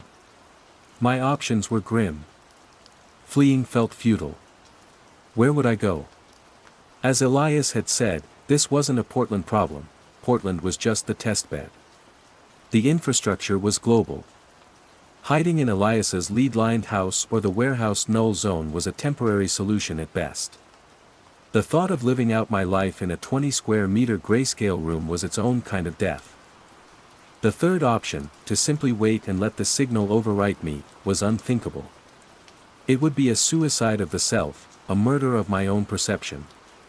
I would become one of them, placidly smiling at a purple sun, my memory of the real world erased like a corrupted file. I spent the last 2 days walking the city, a ghost at a feast. I tried to memorize the real colors, the ones locked in my memory. The deep, forest green of the pines in Washington Park. The true, honest red of a fire hydrant I found in an old alleyway, a color so pure and defiant it made my chest ache.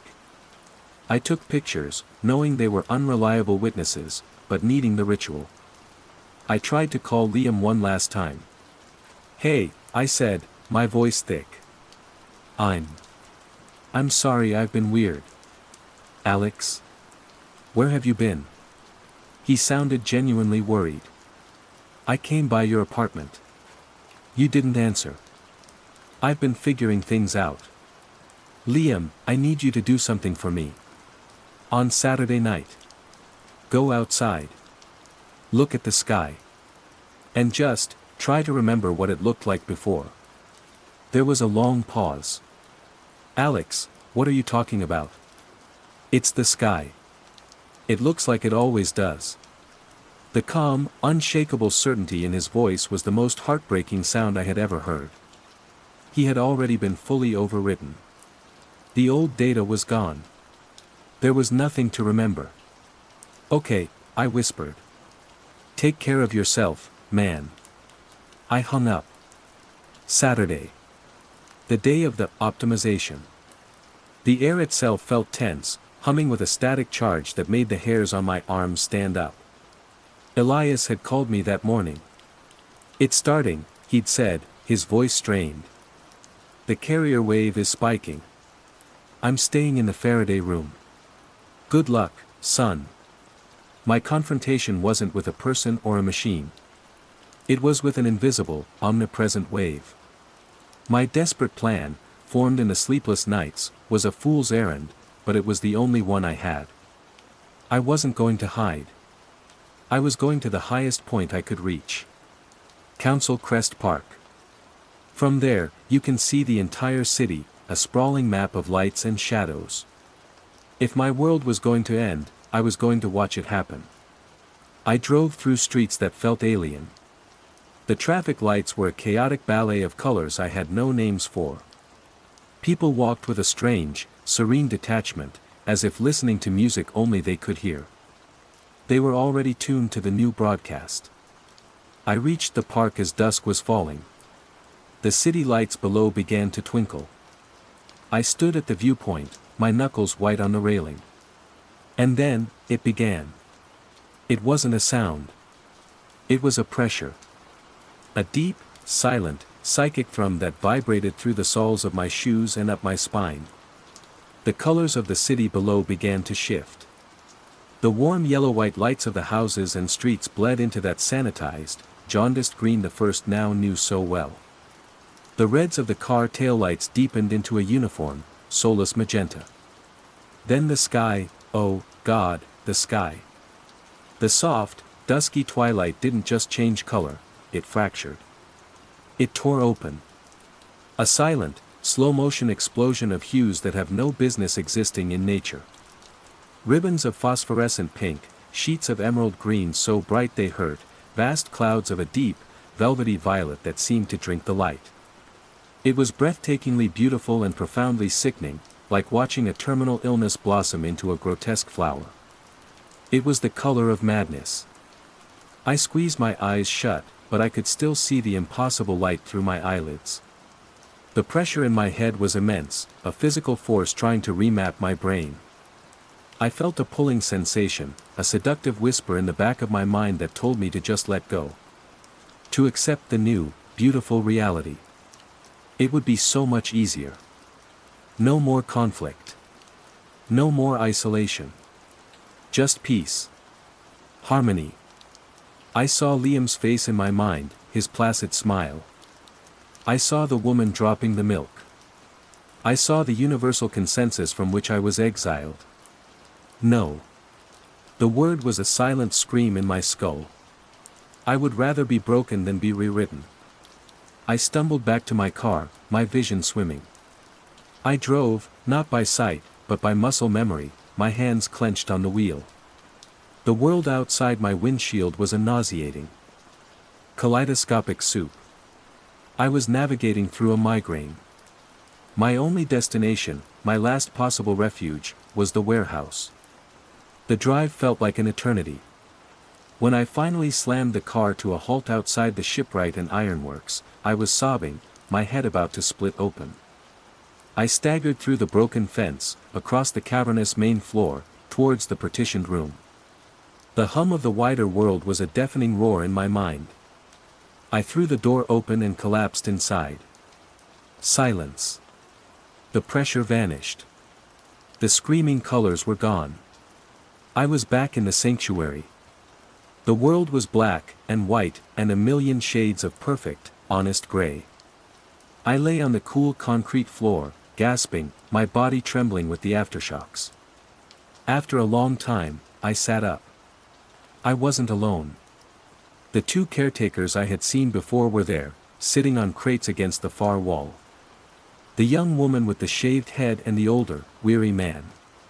They looked at me, not with surprise, but with a deep, shared sorrow. Scattered around the room were maybe a half-dozen others. Silent. Somber. Refugees. No one spoke. There was nothing to say. We had all made the same choice. We had chosen the integrity of our own perception over the comfort of a shared lie. We had saved our sanity at the cost of the world. I live in the grayscale now. We, the Achroma Collective, are the keepers of the null zones. We maintain the generators, scavenge for parts in the colorful world outside, a world that is now completely alien to us. When we go out, we wear welder's glasses to shield our eyes from the sensory onslaught. We see the harmonized population living their serene lives, and we are invisible to them, glitches that have been successfully quarantined. I still have my phone. The battery is dying, and I can't recharge it in here. But it has my photos. My last link. Sometimes, in the quiet, I pull it out and look at a picture I took weeks ago, before the final wave. It's a simple photo of a single red rose from the garden in Laurelhurst Park. The image on the screen is grayscale, of course. Everything in here is. But I can remember. I can close my eyes and perfectly reconstruct the deep, velvety crimson of the petals, the rich, forest green of the leaves. I know what color it was. I remember a world of chaotic, imperfect, beautiful color. I can remember it. But I can no longer see it. And I wonder, in the crushing, silent gray, which is the greater loss. What she said yesterday. Phase 1, the unsettling mundane. The first crack in the world appeared on a Tuesday. It was grey, of course. Manchester in November had a limited palette, and the view from my desk at Argent Assured Insurance was a masterclass in monochrome, wet tarmac, slate roofs, and the smudged charcoal of the sky. The office itself was a symphony in beige and corporate blue, punctuated by the rhythmic clatter of keyboards and the synthetic cheerfulness of the hold music that bled from my headset. My life was a study in repetition, and I had, until that Tuesday, found a strange comfort in it. My name is Amelia Cartwright. I'm 28, and for the past 3 years, I've been a customer relations specialist, which is a fancy way of saying I listen to people complain about things that will never be fixed. I live with my boyfriend, Liam, in a small but pleasant flat in Chorlton.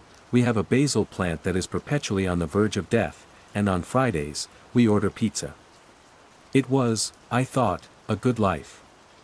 A normal life. The crack was small. Almost invisible.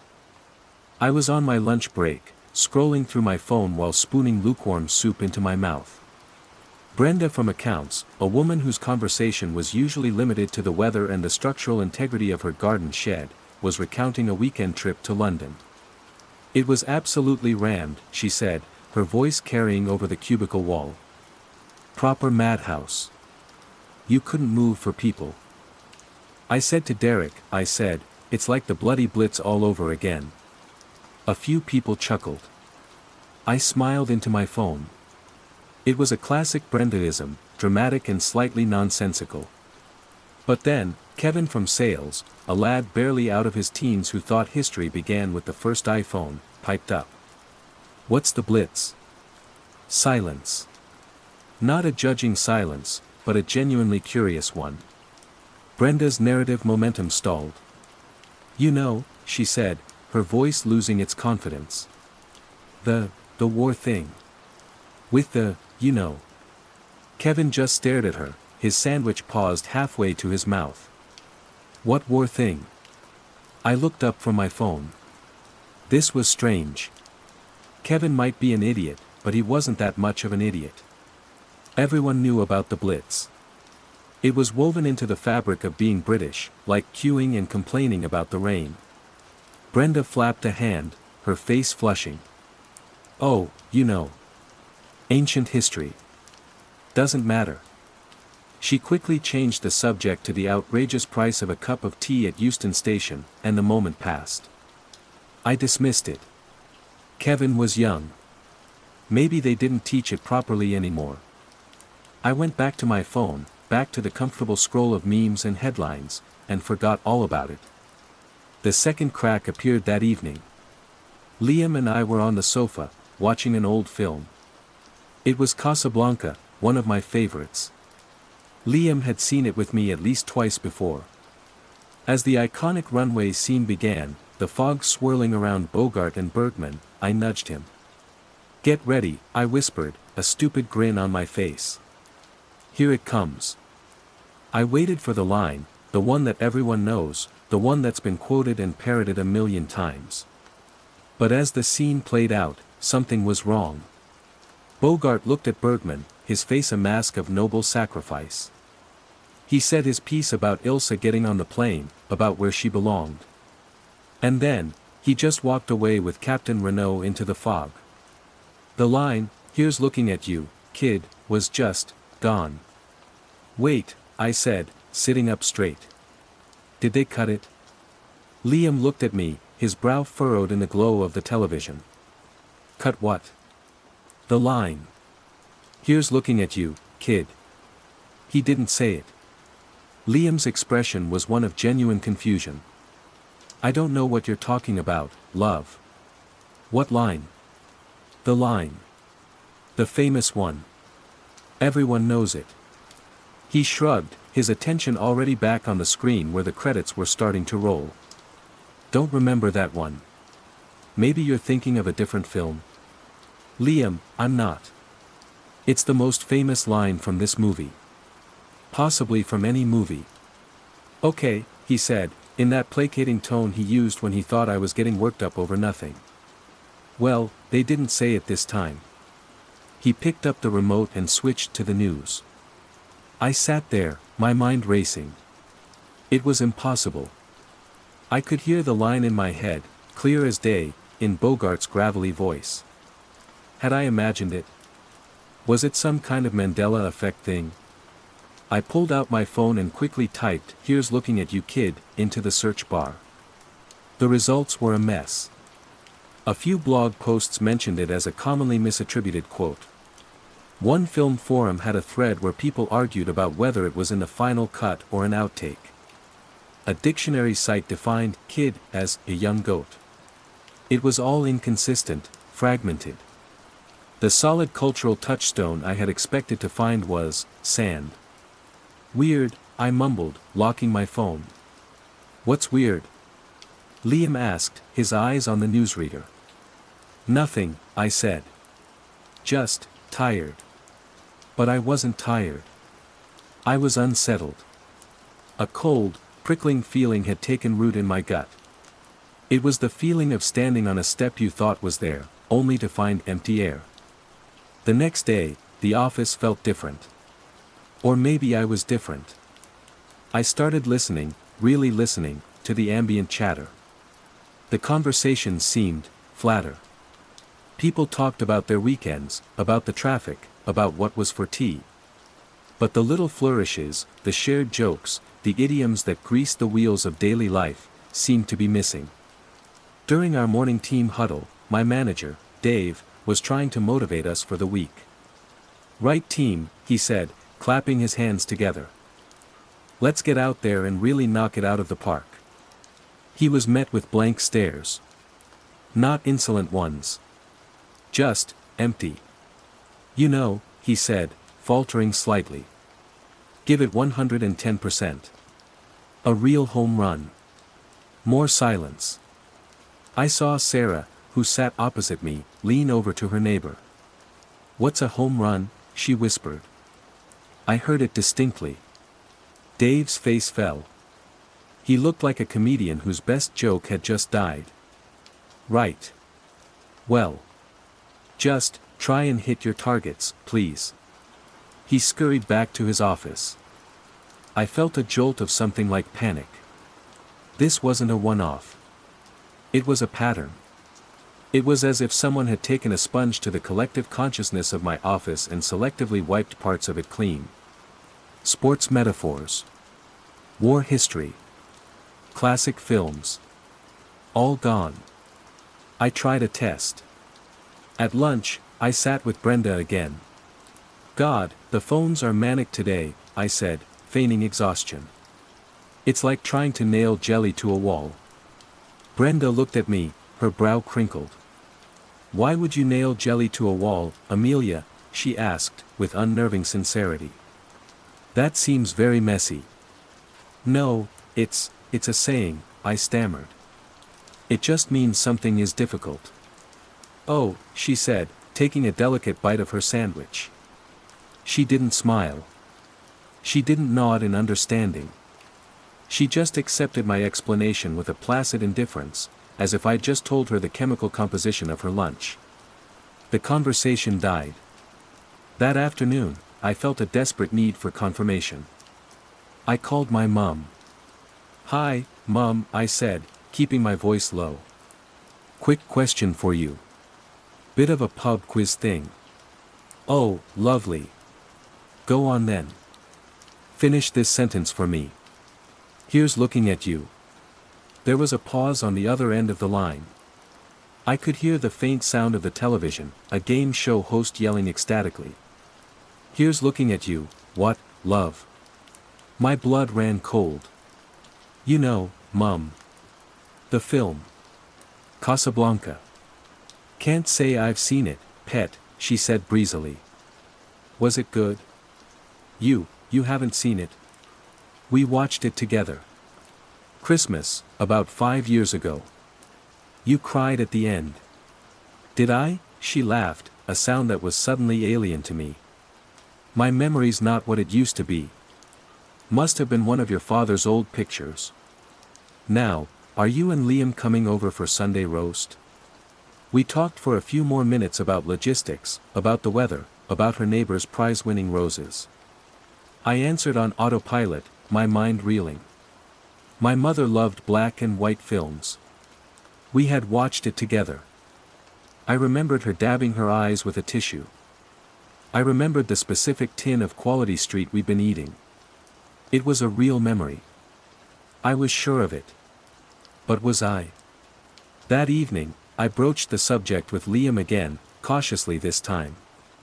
We were washing up, the clatter of plates filling the silence. You know, I began, scrubbing at a stubborn bit of dried sauce. It's funny you didn't remember that line from the film last night. He grunted, not looking up from the plate he was drying. And it's not just that, I continued, my heart starting to pound. Things at work are weird. People don't seem to get common phrases anymore. Like the shared stuff is just disappearing. He stopped drying and put the plate down. He turned to me, his expression patient, but with a hard edge I wasn't used to seeing.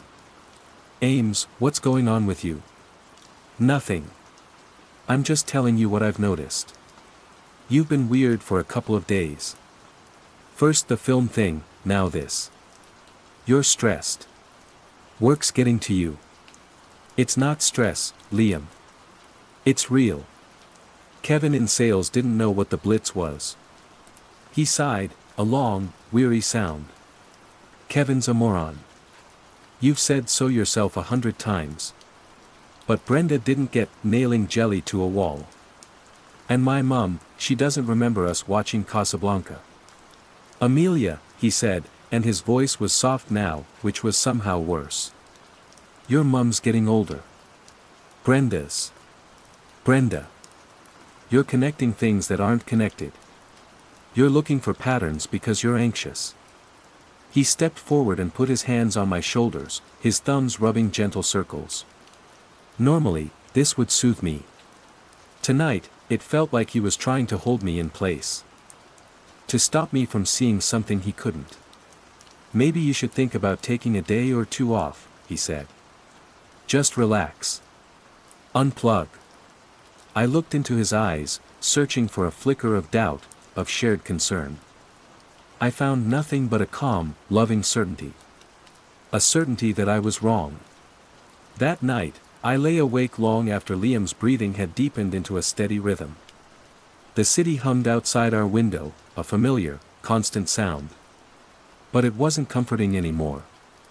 The world I knew, the world built on shared stories and common understanding, felt like it was starting to fray at the edges.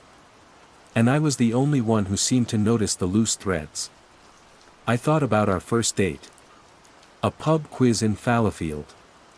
We were terrible, but we'd laughed so hard when we got the movie quotes round completely wrong. I remembered the specific question that had stumped us: what film features the line, "I'll have what she's having"? We'd guessed Pretty Woman. The answer was When Harry Met Sally. We'd howled with laughter. I turned to my side, my back to Liam. A terrifying question bloomed in the darkness of my mind. If I asked him about that night tomorrow, what would he remember? The thought was so cold, so sharp, it felt like a physical pain. I pulled the duvet tighter around me, as if I could shield myself from it. But it was no use. The crack was no longer invisible. It was widening. And I had the sickening feeling that I was about to fall in. Phase 2, growing awareness and isolation. The next morning, I couldn't bring myself to ask him. The fear of what he might say, or more terrifyingly, what he wouldn't say, was a solid lump in my throat. I watched him make toast, humming along to a radio jingle, the picture of normalcy. He was the same Liam. He looked the same, sounded the same. And yet, when he turned and smiled at me, a sliver of ice traced its way down my spine. Was it the same smile? Or was it just a collection of familiar facial muscles, devoid of the shared history that gave it meaning?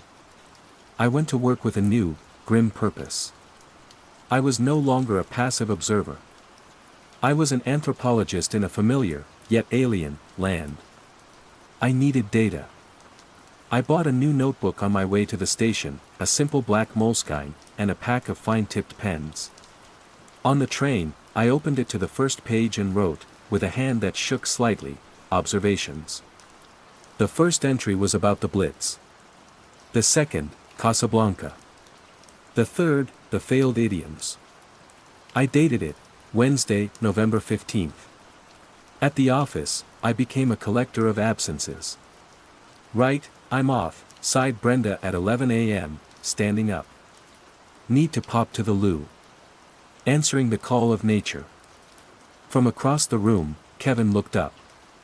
Is someone calling you, Brenda? Brenda just stared at him, opened her mouth, then closed it again. She walked away without another word. I scribbled in my notebook, call of nature, phrase not understood by Kevin. Brenda seemed confused by his question, unable to explain. Later, in the kitchen, Sarah was complaining about her new flat. The landlord is a real piece of work. A proper Scrooge. Is that his name? Asked Mark from IT, who was waiting for the microwave. No, Sarah said slowly, her brow furrowed. It's just, you know. He's tight with money. Oh, right, said Mark, and turned back to the microwave. I wrote, Scrooge, reference to A Christmas Carol Lost. Meaning reduced to literal definition, tight with money. The patterns were undeniable. It was always abstract concepts, metaphors, historical references, fictional characters used as shorthand for personality types. Concrete things remained. Everyone knew what a chair was. Everyone knew how to get to Piccadilly Station. But the rich tapestry of culture that gave our language color and depth was being unpicked, thread by thread. The internet, once my hope for objective truth, became a source of deepening horror. I looked up A Christmas Carol. The main Wikipedia page was still there, but it was shorter than I remembered. The plot summary was blunt, simplistic. It mentioned a man named Scrooge who learned to be generous. The cultural impact section, which I was sure used to be vast, was now a single paragraph mentioning that the story is often associated with the Christmas holiday. I searched for idioms. Nail jelly to a wall. The top result was a forum for DIY enthusiasts discussing the structural properties of gelatin. Knock it out of the park. A page of results for local baseball clubs, a sport with almost no following in Manchester. The digital world seemed to be mirroring the cognitive decay around me. It wasn't that the information was gone, but it was being resorted, recontextualized, its original meaning buried under layers of literal, useless data. My isolation grew with every entry in my notebook. I tried to talk to Liam again that weekend. I chose my moment carefully, when we were relaxed, walking hand in hand through Whitworth Park. Do you remember, I said, my voice deliberately light, that pub quiz on our first date? The one in Fallowfield? He smiled, squeezing my hand. Of course I do. The one where we got that music question right at the end and came in third. My steps faltered. Third? No, we came second to last. And it wasn't a music question, it was a film question. About when Harry met Sally. He stopped walking and turned to me. The gentle autumn light filtered through the leaves, dappling his face. His expression was one of fond exasperation. Ames, your memory is shocking. It was definitely a music question. Something about Oasis. And we were brilliant. I remember being so impressed with you. He was so certain. So utterly, genuinely convinced of his own version of events. There was no malice in it, no attempt to deceive. He was rewriting our history, not out of cruelty, but because the original manuscript was simply no longer available to him. He was filling in the blanks with simpler, more pleasant details. We weren't losers who laughed at our own failure, we were winners. It was a better story. It just wasn't ours. No, I said, my voice trembling. No, that's not what happened. His smile faded. Okay, love. Whatever you say. He started walking again, pulling me along. The conversation was over. He had retreated to his comfortable, seamless world, and left me standing in the ruins of mine. That night, I started recording. I couldn't trust my own memory anymore, not when it was being constantly contradicted. I couldn't trust the internet. The notebook was good, but it was filtered through my own perception. I needed raw data. I started leaving my phone's voice recorder running during conversations with Liam, during team meetings at work. I would transcribe them late at night, huddled over my laptop with headphones on, Liam sleeping soundly beside me. Liam, did you remember to pick up milk? Amelia, yes. It's in the fridge. Liam, good. I fancy a cup of tea. Sound of kettle clicking on. It was insane. I was spying on my own life. But the transcripts became my anchor. They were proof. This happened. These words were said. When I played them back, the world felt solid again, for a few precious minutes. Then the glitch started at work. It was an error code, Protocol 7. It would flash up on our screens when we tried to access certain older customer files. The system would freeze, and we'd have to get Mark from IT to come and reset it. At first, it was an occasional annoyance. What even is Protocol 7? I asked him one afternoon as he typed furiously at my keyboard. No idea, he grunted, not looking at me. Some legacy thing. The system's ancient. Just needs a kick up the backside every now and then. But, every now and then, became every day. Then several times a day. It was always on the same types of files, long-term customers, the ones with complex histories, notes going back years, full of detail and nuance. The newer, simpler accounts opened without a problem. Productivity plummeted. Dave, our manager, grew increasingly frantic. He sent emails to head office, who sent back replies full of corporate jargon that meant nothing. He held meetings where he tried to brainstorm workarounds. We just need to think outside the box, he said, his eyes wild with desperation. Kevin frowned. What box? Dave just buried his face in his hands. I wrote in my notebook. Protocol 7. A barrier to complexity. A system glitch that mirrors the mental one. Or am I just seeing patterns where there are none? The last question was the one that haunted me. Was this a genuine, external phenomenon, or was I losing my mind? Was I the one with the faulty memory, desperately trying to make the world conform to my own flawed recollections? My journal was my only defense against that creeping, terrifying doubt. I decided I needed an outside perspective. Someone from before. Someone who wasn't Liam, wasn't my mom, wasn't from the sterile environment of Argent Assured. I needed Chloe. Chloe and I had been inseparable at university. We'd studied history together, spent countless nights debating, dissecting, and laughing about the past. She lived in London now, working at a museum.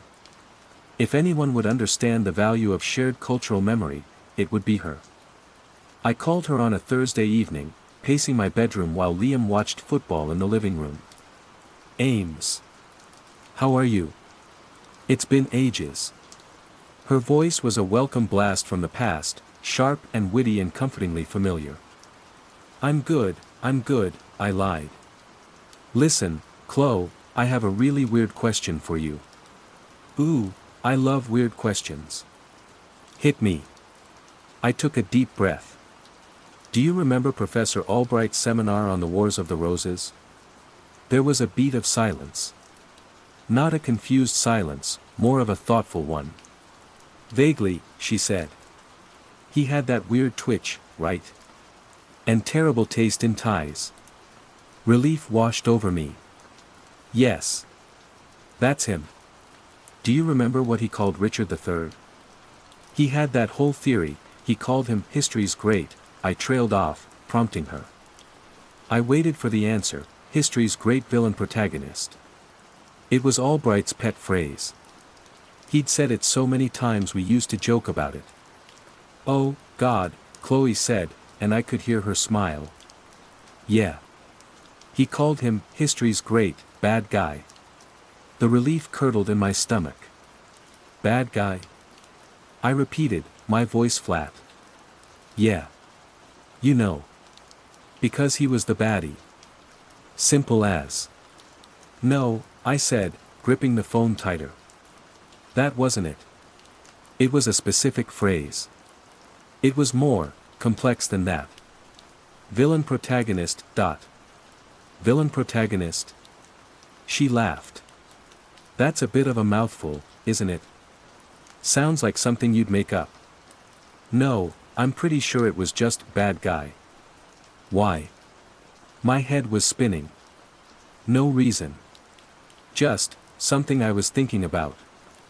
"Well, it was lovely to hear from you, Ames. We must catch up properly soon."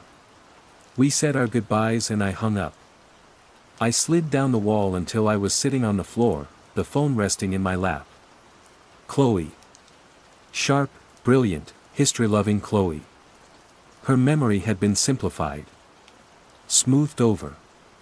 The nuance was gone, replaced by a blunt, childish summary. Bad guy.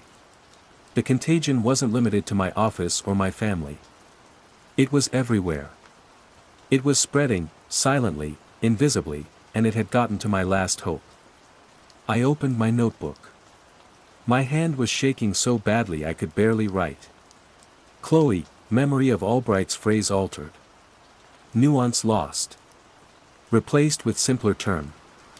I stared at the page, at the growing list of discrepancies, of lost moments, of forgotten words. The book was getting full. It was supposed to be my anchor, my proof. But looking at the frantic scrawl, a new and more profound horror began to dawn. What if the notebook wasn't a record of the world changing? What if it was just a record of me? Of my own, private, inexplicable decay?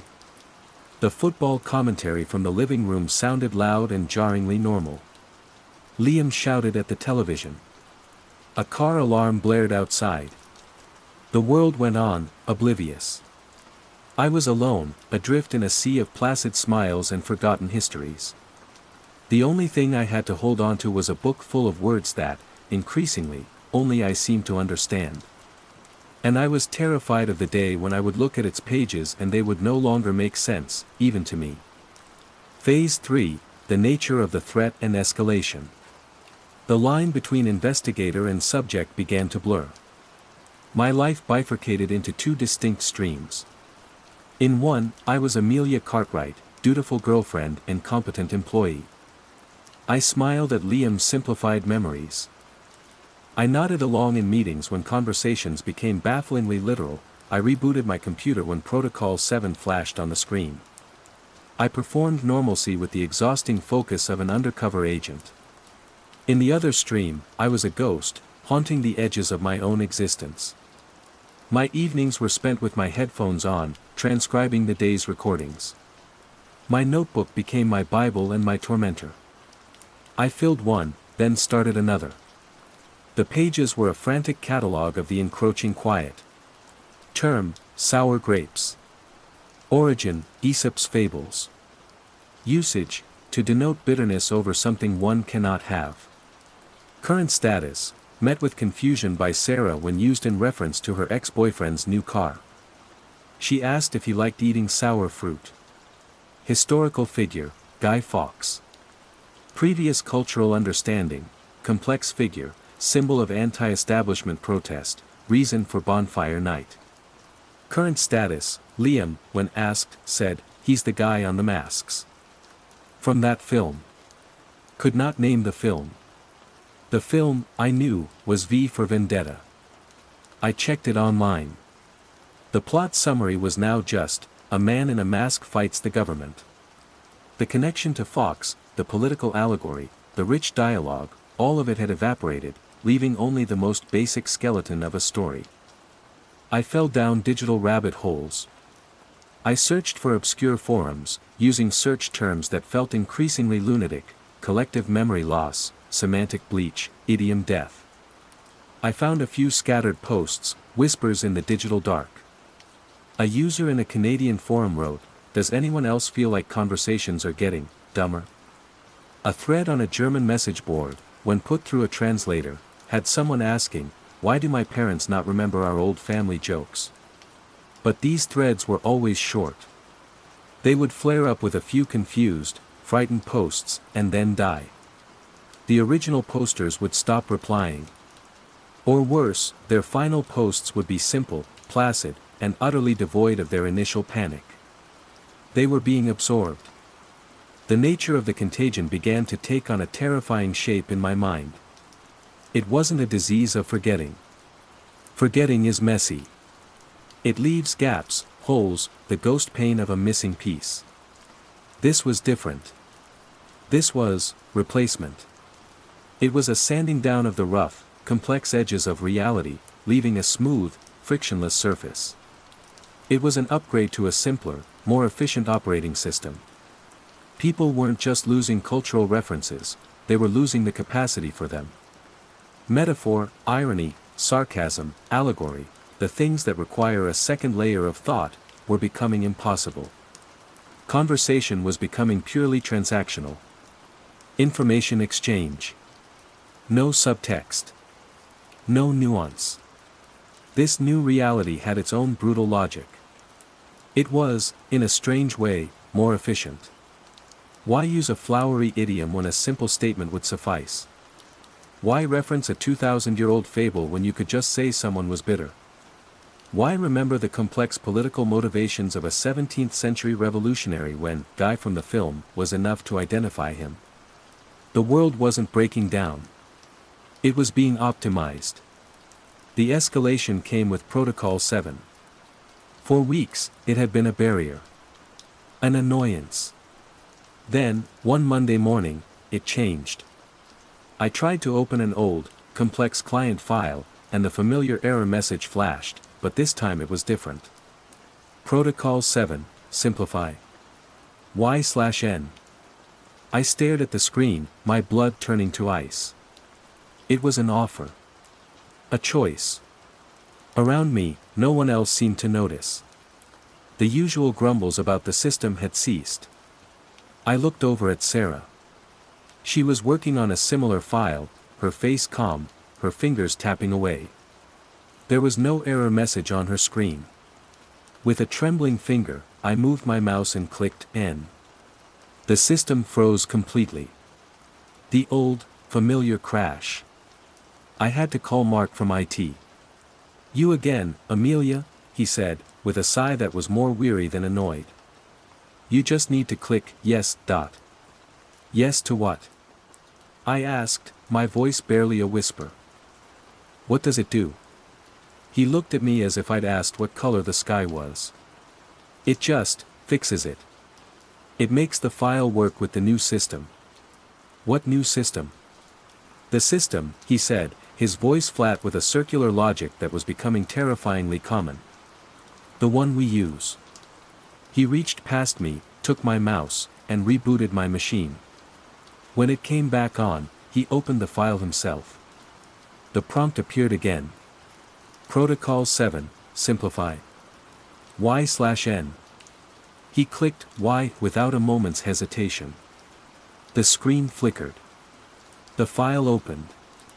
But it was gutted. Years of detailed notes, of specific customer requests, of conversational history, were gone. It had been reduced to a handful of bullet points: client name, policy number, start date, status, active. All the complexity, all the humanity of the record, had been stripped away, leaving only the barest, most functional data. It had been optimized. "See?" Mark said, with a hint of satisfaction. "Simple." He walked away. I stared at the sterilized file. This wasn't a glitch. It was a feature. A quiet, insidious tool that was actively erasing the past, and everyone but me was willingly, placidly, clicking yes. My performance of normalcy began to crack. My smiles felt brittle. My contributions in meetings dwindled to nothing. I lived in constant fear of saying the wrong thing, of using a word or a phrase that would expose me as an anomaly. I was a relic, running on outdated software, incompatible with the new world. The isolation was absolute. I was an island, and the tide was rising. My only ally was my notebook, but even that began to feel like a trap. I would reread earlier entries, and a cold dread would wash over me as I found phrases I had written myself that now felt strange and overwrought. I had written a description of a sunset from my window. The sky was a bruised purple, bleeding into a furious orange at the horizon. Reading it back months later, the phrase, bruised purple, felt wrong. Melodramatic. Purple was a color. Bruises were injuries. The connection felt forced, archaic. A simpler description formed in my mind: the sky was purple and orange. More accurate. More efficient. I slammed the notebook shut, my heart hammering against my ribs. It was getting inside my head. The contagion wasn't just external. It was a psychic pressure, a constant, low-level hum of suggestion, pushing me to simplify, to smooth over, to forget. My own mind was starting to edit itself, to conform to the new reality. The breaking point came not with a bang, but with a photograph. I was looking for a charging cable in the drawer of our bedside table, a drawer full of old tickets, loose change, and forgotten trinkets. My fingers brushed against a small, rectangular piece of card. It was a photo booth strip. 4 small pictures of Liam and me, taken about a year ago. In the first picture, we were smiling. In the second, he was kissing my cheek. In the third, I was laughing, my head thrown back. In the fourth, we were both pulling a stupid, ugly face. I remembered that day perfectly. We'd been to the cinema at the Printworks. It had been raining, and we dived into the photo booth to shelter from it, laughing and giddy. Liam came into the bedroom, toweling his hair from the shower. "What have you got there?" he asked, coming to look over my shoulder. "Look," I said, my voice thick with a sudden, desperate hope. "Remember this?" He took the photo strip from my hand. He looked at it for a long moment. His brow furrowed. "We look happy," he said. It was an observation, not a memory. "We were," I said, my voice pleading. "It was at the Printworks. We'd just seen that awful sci-fi film, the one with the talking dog." He shook his head slowly, handing the strip back to me. "No. I don't think so. I don't like sci-fi films." "Liam, you do. We argue about it all the time. You love it, I just tolerate it."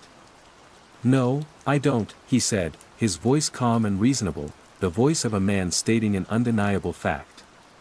"You must be thinking of someone else. You must be thinking of someone else." The words hung in the air between us, monstrous and obscene. He wasn't just misremembering a detail. He was amputating a part of himself. A part that was intrinsically linked to me. The shared history, the private jokes, the good-natured arguments, they were all just errors. And his mind was correcting them. He looked at the photograph again, then at me. A strange, placid look entered his eyes. "This is a nice picture," he said. "We should get a frame for it." He was looking at a picture of a man he no longer was, with a woman he no longer truly knew. And he felt nothing. No sense of loss. No confusion. Just a simple, aesthetic appreciation.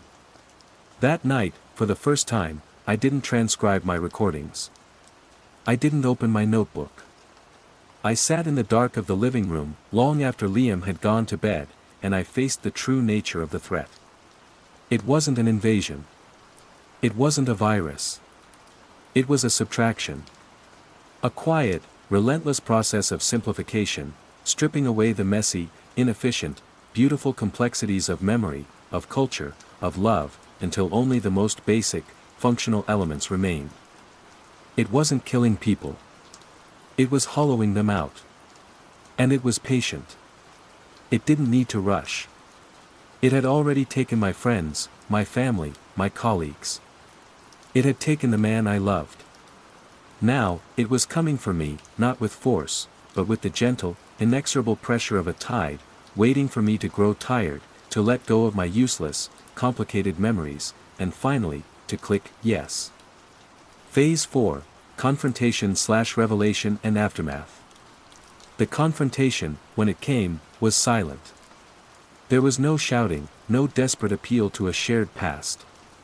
I had already tried that. The past was a country to which I no longer had a valid passport. It was a Saturday.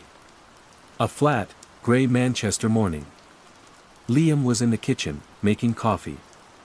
The smell was rich and familiar, one of the few sensory details that seemed to have survived the great simplification. I stood in the doorway of the living room, clutching my second notebook.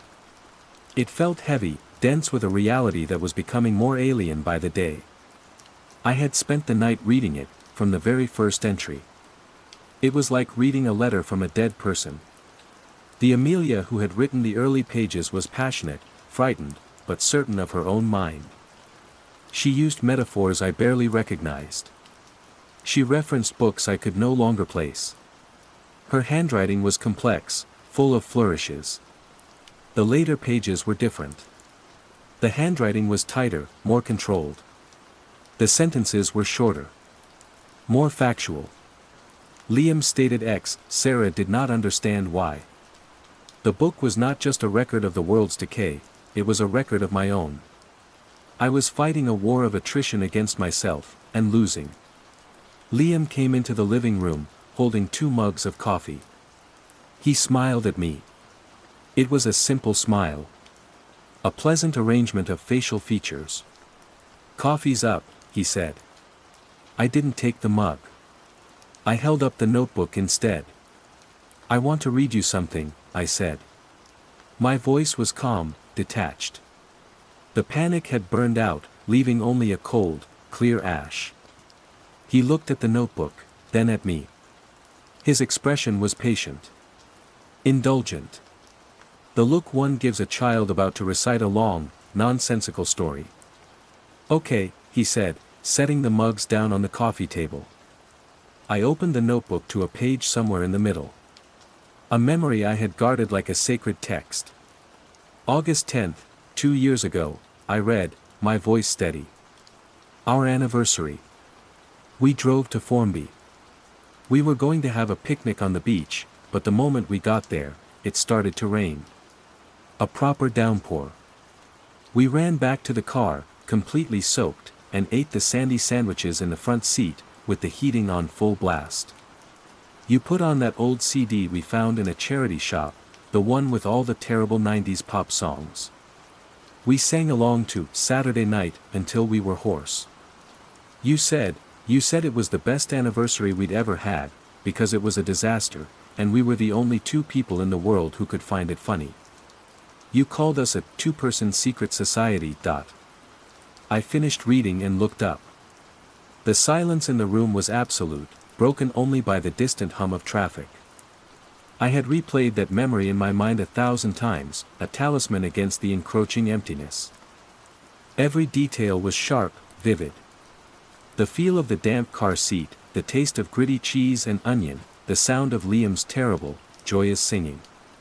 He was looking at me, his head tilted slightly. There was no recognition in his eyes. No flicker of a shared past. There was only a profound and placid confusion. "That's a nice story, Amelia," he said, his voice gentle. "You have a good imagination." A good imagination. He had classified my most cherished memory as a piece of fiction. He wasn't denying it, or arguing with it. He was simply placing it in a category to which he had no access. He was a man listening to a review of a film he had never seen.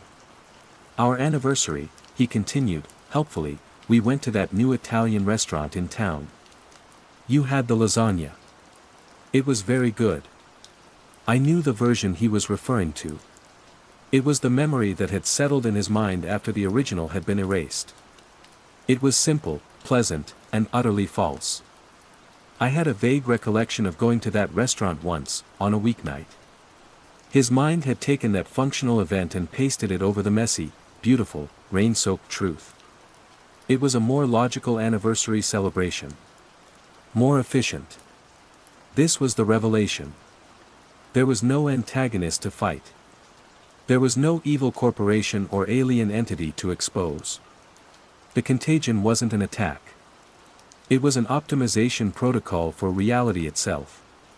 It was smoothing out the irrational, inefficient, and emotionally complex data points that constitute a human life. It was turning messy, anecdotal histories into clean, simple data. Memories of rainy, failed picnics were bugs in the system. A nice meal at a restaurant was a clean, stable line of code. Liam was not a monster.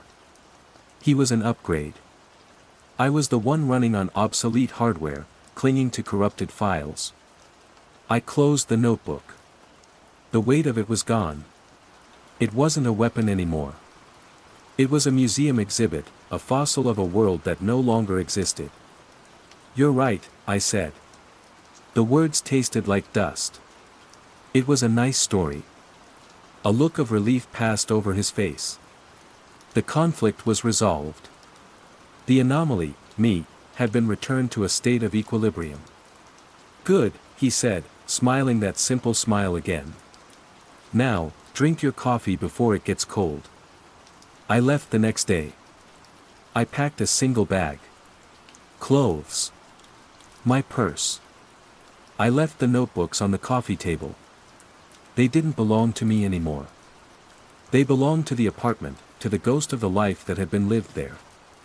As I walked out the door, Liam was watching a nature documentary. Lions hunting on a plain. A simple, brutal narrative.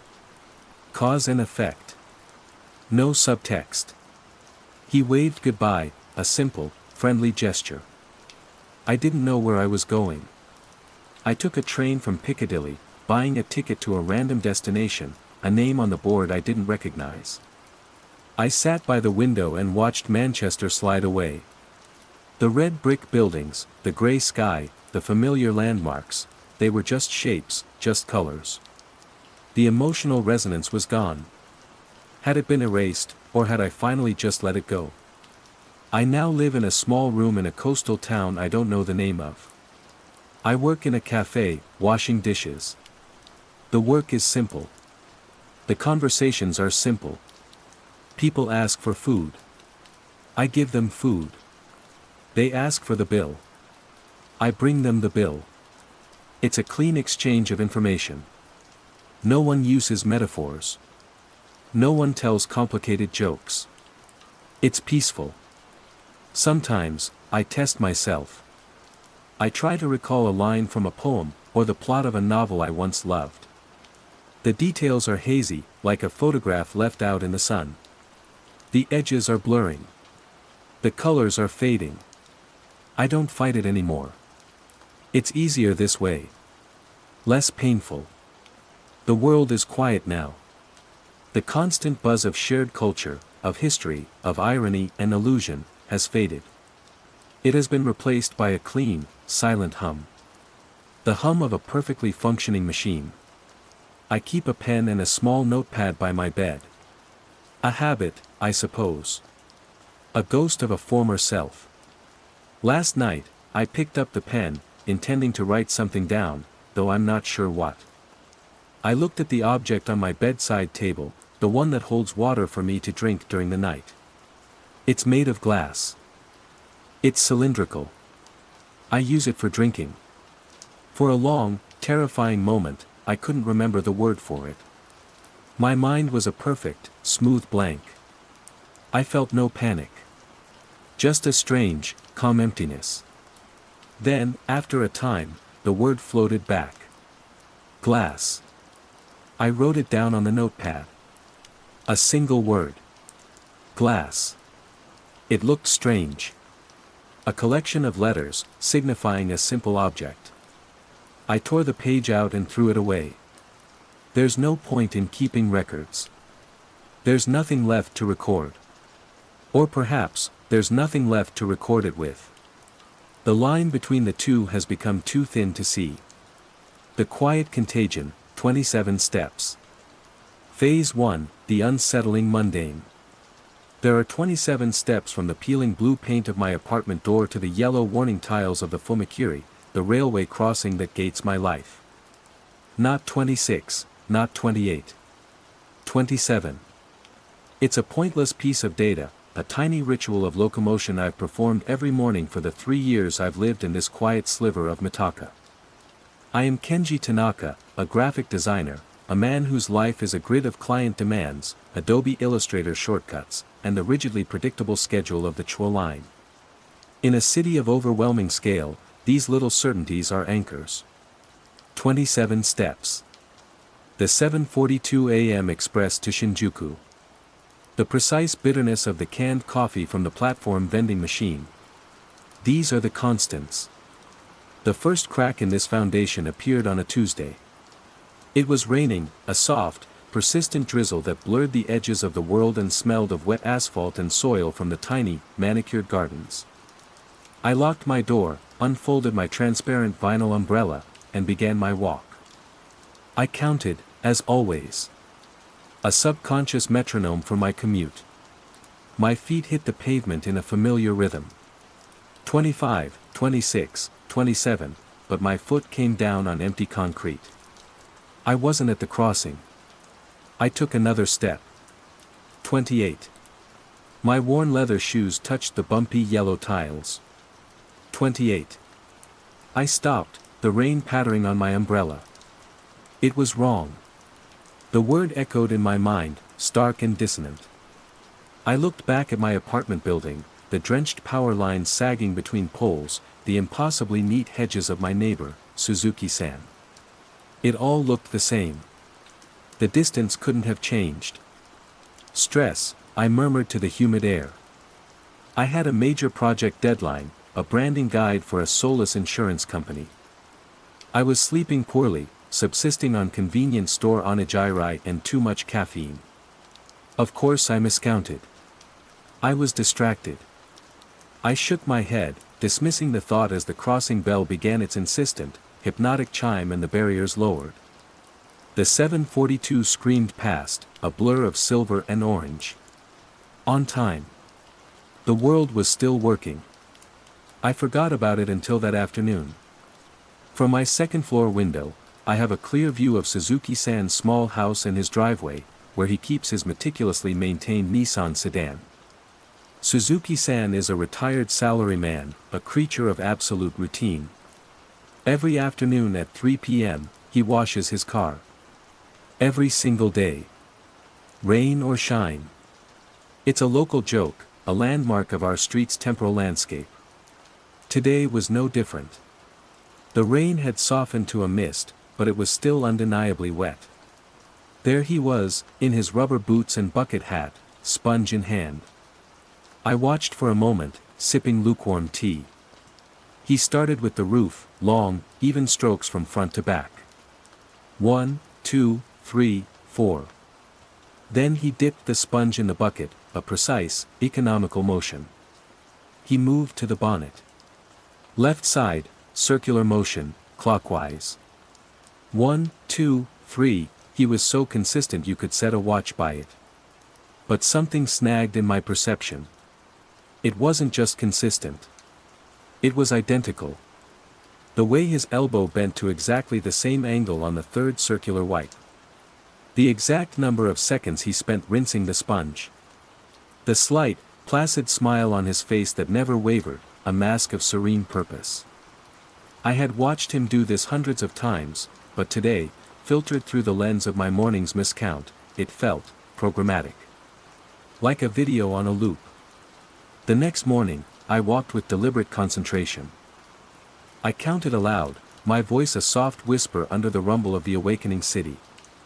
26, 27, 28, my foot landed short. I took another step. 29. The yellow tiles. A cold knot tightened in my stomach. It wasn't me. I knew it wasn't. It felt as if the street itself had stretched overnight, pulling my home and the train line infinitesimally farther apart. A physical impossibility that was, nonetheless, happening. The feeling of wrongness followed me to work. I sat in a weekly planning meeting, trying to focus on my boss, Satobucho, as he outlined our targets. But I couldn't tear my attention away from his hand. He was holding a ballpoint pen, a cheap plastic one. And he was clicking it. Click click, click. Pause. Click click, click. Pause. It was a simple, annoying habit. But I'd worked with him for 5 years. His nervous tick was an erratic flurry of clicks, a machine gun burst when he was stressed. This was different. It was a rhythm. A 3-beat phrase, repeating with the unerring precision of a digital drum machine. Click click, click. Over and over. The same inflection, the same tempo, the same microsecond pause. Kenji-san. Satobucho's voice cut through my fixation. Your thoughts on the Q3 mock-ups? Every head in the small conference room turned to me. I stared back, my mind a blank slate. The only thing I could think of was the metronomic clicking, which had stopped the moment he addressed me. They are progressing, Satobucho, I managed, the words feeling clumsy and foreign in my mouth. He nodded, and as he turned his attention to my colleague, Yui, the clicking started again. Click click, click. A quiet, maddening, perfect loop. That week, the world began to fill with these glitches in the matrix.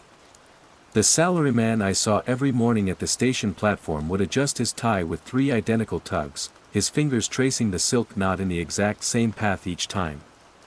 The woman at the corner bakery, when handing me my change, would tap her forefinger twice on the counter, a gesture I'd never seen before but now saw every single time. A group of schoolgirls would laugh, and the crest of their laughter would peak on the same synchronous, artificial note.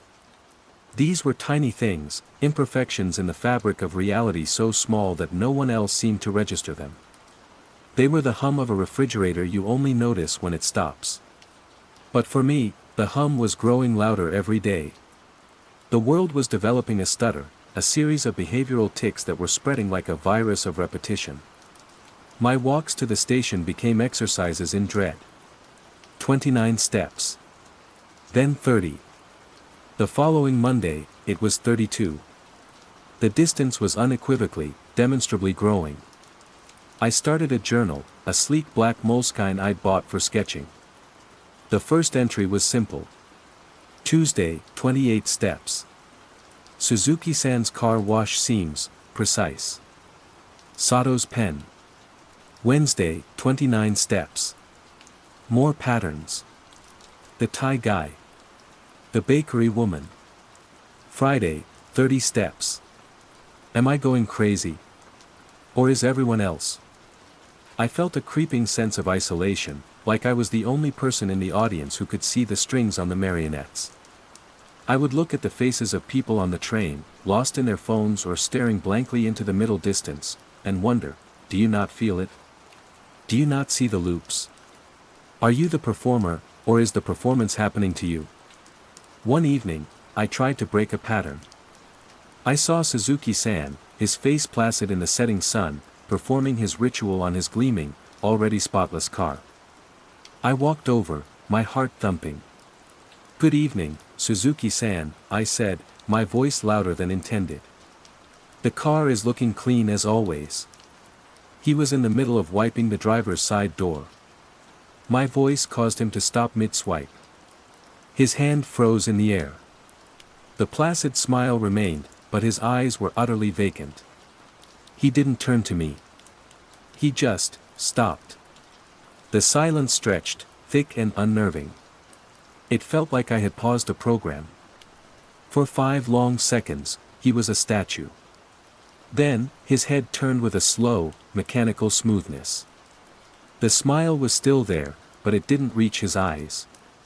His eyes were just, looking. Ah, Tanaka-san, he said, his voice even and without inflection. The dust. It never rests. And then he turned back to the car. But he didn't resume his wipe. He walked back to the bucket, dipped his sponge, and began the entire sequence again, starting with the roof. Long, even strokes. 1, 2, 3, 4. It was a reset. My interruption hadn't broken the loop, it had only forced it to start over from the beginning. I backed away slowly, a profound, chilling horror seeping into my bones. This wasn't stress. This wasn't coincidence. This was something else. A quiet contagion was spreading through my world, and its primary symptom was a terrifying, unshakable, and ever-expanding order. The next morning, it took me 34 steps to reach the train. Underscore underscore underscore underscore underscore underscore underscore underscore underscore underscore underscore underscore underscore underscore underscore underscore. Phase 2, Growing Awareness and Isolation. The journal became my only confidant. Its pages filled with frantic scribbles, diagrams of Suzuki-san's car washing routine, transcriptions of Satobucho's pen clicks, short long, pause, repeat, and a growing, desperate log of the step count. 34 steps. 35 steps. 37 steps. The world was not just stuttering now, it was being rewritten by a meticulous, invisible hand. The changes were no longer subtle enough to be dismissed. They were patterns, laid over the skin of reality like a digital watermark. The loops were becoming more complex, more synchronized.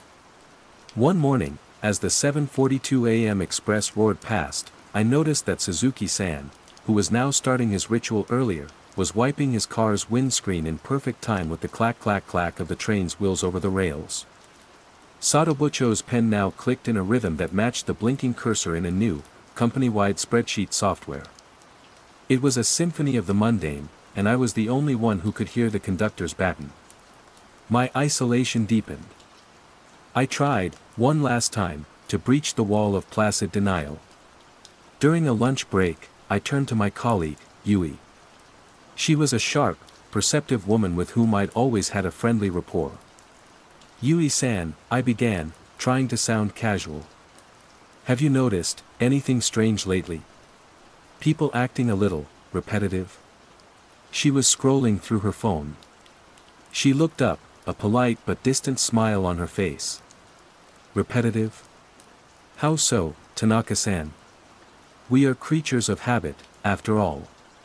No, more than that. Like Satobucho's pen. It's the same rhythm. Every day. Or the way people on the platform. I trailed off.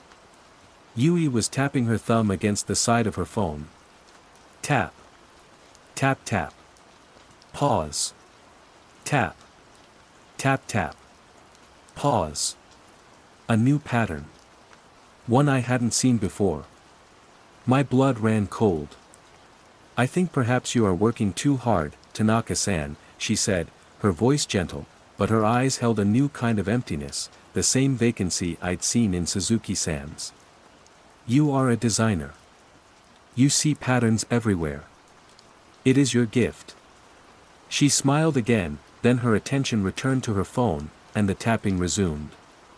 Tap. Tap tap. Pause. Her words were meant to be reassuring, but they felt like a diagnosis.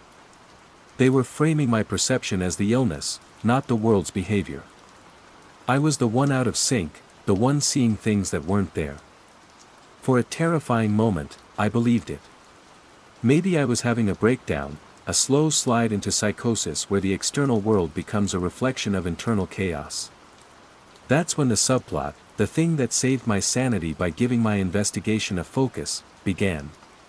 It started with a craving for yakitori. I remembered an old izakaya, a tiny, smoke-filled place called Kamaribi, tucked into an alleyway a few blocks from the station. It was run by a gruff but kind old man, also named Tanaka, though we weren't related. He served the best grilled chicken skin in West Tokyo. I hadn't been in a year, maybe more. I left work early, determined to find it. I walked to the alley. It wasn't there. In its place was a brightly lit, sterile-looking mobile phone repair shop.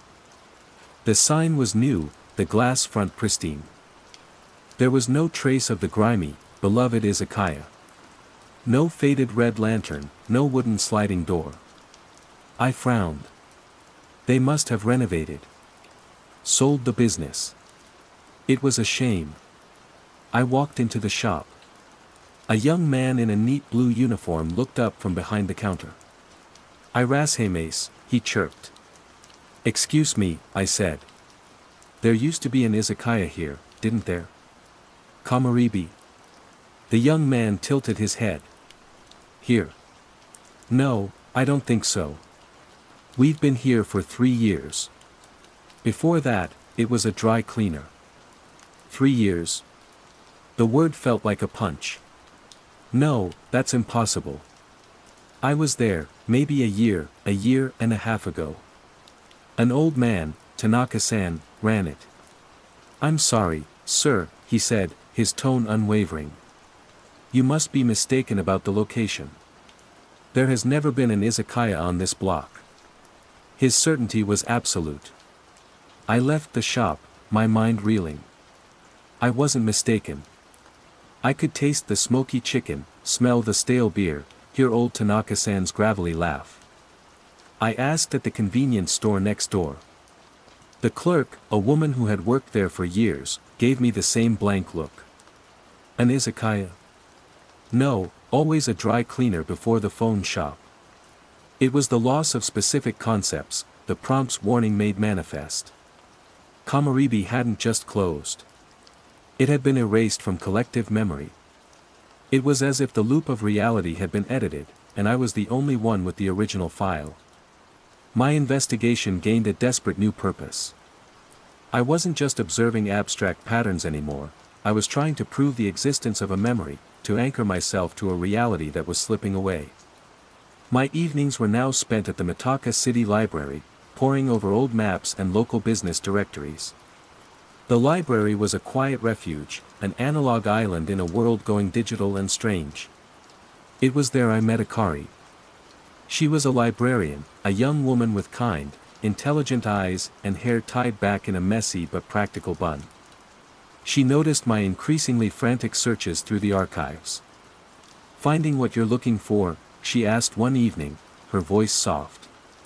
I was hunched over a large, laminated map from 5 years ago. My finger was tracing the alleyway where Kamaribi should have been. It was marked, "Dry Cleaner." Defeated, I looked up at her. On a desperate whim, I decided to tell her. Not about the steps or the loops, that would sound insane. Just the one concrete thing. "I'm looking for a place," I said, my voice low. "An izakaya called Kamaribi. It was right here. But it's gone. And no one remembers it." I expected dismissal. A polite, pitying smile. Instead, she frowned in concentration. "Kamaribi. The name means, sunlight filtering through trees. That's a lovely name for an izakaya." She pulled up a chair. "Tell me about it." And so I did. I described the dark wood of the counter, the nicks and scratches from decades of use. I described old Tanaka-san's faded hokusai print behind the bar, the one with the great wave. I described the taste of his food, the warmth of the sake. As I spoke, the memory became more vivid, more real, a defiant shout against the encroaching silence. Akari listened, her gaze steady. She didn't call me crazy. She didn't tell me I was mistaken. When I finished, she was quiet for a long moment. "Memories can be tricky," she said carefully. "But you sound very certain. Let's look in the newspaper archives." A business license, a health inspection report, an advertisement, something a map wouldn't show. For the next week, Akari became my co-conspirator. Together, we waded through microfiche, dusty periodicals, and digitized local news archives. It was a relief, a profound, soul-deep relief, to have someone who was willing to look. To have an ally. The loops in the outside world continued to tighten. The choreography grew more elaborate. A flock of pigeons in the park would take flight in a perfect, pulsating spiral. Traffic lights on my street began to flicker in a complex binary pattern just before changing. The city was becoming a vast, intricate clockwork, and the quiet residential streets of Mitaka were its mainspring. My journal entries grew more paranoid. I started noticing a new detail, a faint, high-frequency hum that seemed to emanate from the power lines. Most audible just before dawn. It was a sound at the very edge of hearing, the kind of thing you could easily convince yourself was just tinnitus. But it felt like a carrier wave. A signal. Then, one rainy Thursday evening, deep in the library's digital archive, Akari let out a small gasp. "Tanaka-san. Look." She pointed to the screen. It was a small human interest piece from a local web journal, dated 6 years ago. The headline read, "Kamaribi, Mitaka's hidden gem keeps tradition alive." And there, smiling out from a grainy photo, was old man Tanaka. Behind him, clear as day, was the Hokusai print of the Great Wave. I stared at the screen, tears welling in my eyes. It was real. I wasn't crazy. I knew it, I whispered, a wave of triumph and terror washing over me. "I told you." Akari put a hand on my arm. Her touch was warm, real. "You were right," she said, her voice filled with a strange awe. "But Kenji-san, look at the date this was archived." I looked. The article was from 6 years ago, but the digital timestamp, the last modified date on the file itself, was from yesterday. And as I stared at the screen, I saw something impossible. At the bottom of the photo, a single pixel was blinking. A tiny black dot, turning on and off in a steady, 3-beat rhythm. Click click, click. Pause. Click click, click. Pause. Satobucho's rhythm. My blood turned to ice. It wasn't just infecting people.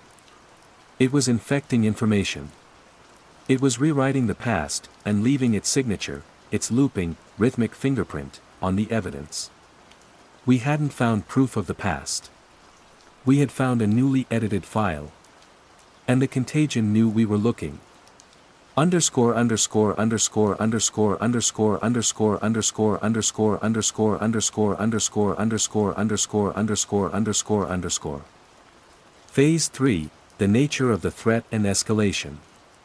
The blinking pixel on the screen was a turning point. It shifted my understanding from observing a phenomenon to feeling hunted by it. The contagion wasn't a passive, mindless process. It was reactive. It was editing reality in response to our probing, patching the holes we were trying to expose. The disappearance of Kamaribi wasn't an accident, it was a redaction. "It's a signal," I said to Akari, my voice a strained whisper in the library's hallowed silence. We had moved to a secluded corral, the archived article still glowing on my laptop screen. The hum from the power lines, the flicker of the streetlights, Satobucho's pen, it's all part of it. A broadcast of some kind. It's not a psychological illness. It's an instruction set. A program being run on human hardware. Akari, to her credit, didn't shrink away. Her face was pale, but her eyes were sharp with analytical intensity. A program for what? What is its purpose? Order? Efficiency? I don't know, I admitted, running a hand through my hair. Maybe purpose is the wrong word. Maybe it's more like an operating system upgrade. And our world, our consciousness, is the outdated software. It's not trying to be malicious. It's just overriding everything. My theory felt wild, plucked from the pages of science fiction, but it was the only one that fit all the pieces. The stretching of space, the steps to the station, was a recalibration of physical coordinates. The behavioral loops were subroutines being installed. The memory loss was the deletion of obsolete files. We weren't living in a town, we were living inside a computer that was actively debugging itself. The stakes escalated dramatically the following week. The loops were no longer isolated, individual actions. They began to connect, to form longer, more complex chains of behavior. I witnessed it from my window. It began with Suzuki-san. As he finished his final, perfect wipe of his car's roof, the woman from 2 houses down emerged from her front door and began to sweep her porch steps. Her sweeps were rhythmic, synchronized to the distant, percussive chime of the Fumikiri bell. When she finished, a delivery driver on a scooter stopped at the corner, his helmet turning left, then right, then left again in a precise, 3-part motion before he drove on. It was a chain reaction. A choreography. The entire street was becoming a single, interconnected mechanism. The threat became more personal. One morning, I overslept. My alarm, a digital clock by my bed, simply hadn't gone off. I checked it, it was plugged in, the display working perfectly. It had just failed to perform its function at the designated time. It had broken the routine. Rushing to the station, I found my path blocked. An elderly woman stood in the middle of the narrow pavement, staring at a crack in the concrete. She was utterly immobile. People simply flowed around her, their paths diverting with an unnatural smoothness, as if she were a rock in a stream. They didn't seem to find it strange. "Suma Mason," I said, trying to edge past her. "Excuse me." She didn't move. Her head was cocked at a specific angle, her focus absolute. It was the same vacancy, the same sense of a paused program I'd seen in Suzuki-san. But this was different. This wasn't a repetitive action, it was a state of inaction. A system hang. She was a bug in the code, frozen mid-process. By breaking my own morning routine, I had stumbled into the path of another glitch. I had to step into the road to get around her, my heart hammering against my ribs. What happened to the people who fell out of sync? Did they just get stuck forever, monuments to a failed execution? The thought was more terrifying than any monster. My alliance with Akari became my only lifeline, but it was a frayed one. We met in secret, in Inokashira Park, away from the dense grid of power lines and signals near the station. We spoke in low voices, constantly scanning the people around us for signs of the patterns. The pressure was immense, and I saw it taking its toll on her. She started to develop a tic of her own, a habit of tracing the veins on the back of her hand with her thumb. It was a small, nervous gesture, but it was repetitive. "It's getting worse, isn't it?" she said one afternoon, watching a group of salarymen on a bench who were all loosening their ties in perfect, unnerving unison. "It's consolidating," I replied, my gaze fixed on the men. "The routines are linking up. Akari, we need to find the source. The broadcast antenna, the central server, whatever it is." Our investigation shifted. We focused on the infrastructure. Cell towers, electrical substations, railway control systems. We were two humanities-minded people fumbling in a world of engineering we didn't understand. Akari used her librarian skills to pull up city planning documents and infrastructure maps.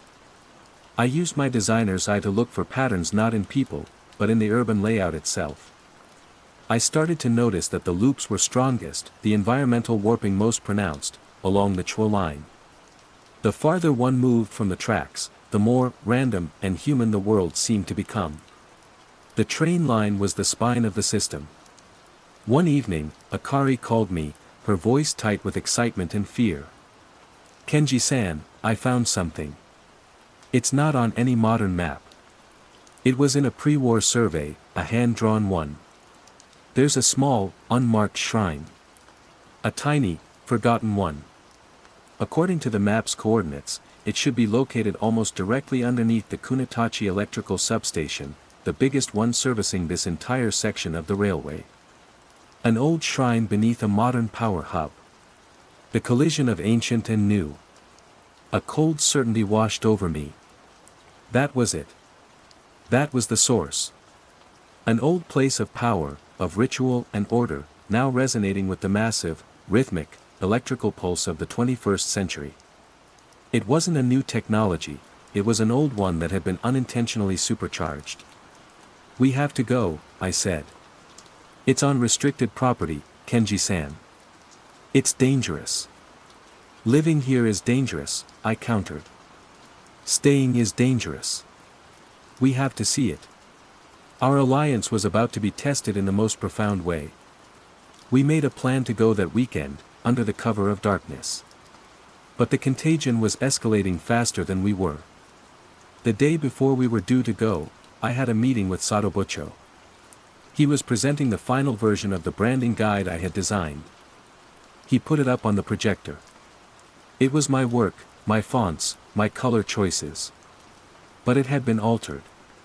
Subtle symmetries had been introduced. The logo was now perfectly, mathematically centered. The text boxes were aligned to a grid so rigid it felt sterile, lifeless. And in the corner of every slide, almost invisibly, was a tiny watermark. A stylized, geometric pattern. 3 lines. Click click, click. Excellent work, Tanaka-san, Satobucho said, his voice flat. He clicked his pen. Perfectly ordered. I felt a wave of nausea. It had absorbed my work, my creativity, and integrated it into its own system, stamping it with its own signature. I looked around the room. Yui was tapping her phone. Tap. Tap tap. Another colleague was adjusting his glasses with a 3-part motion. They were all part of the machine. That evening, I went to the library to meet Akari for our final planning session. She was waiting for me in our usual corral. She looked up and smiled, but the smile didn't reach her eyes. They had that now familiar placid emptiness. "Hello, Kenji-san," she said. On the table in front of her, she had a book open. With her right thumb, she was tracing a line of text.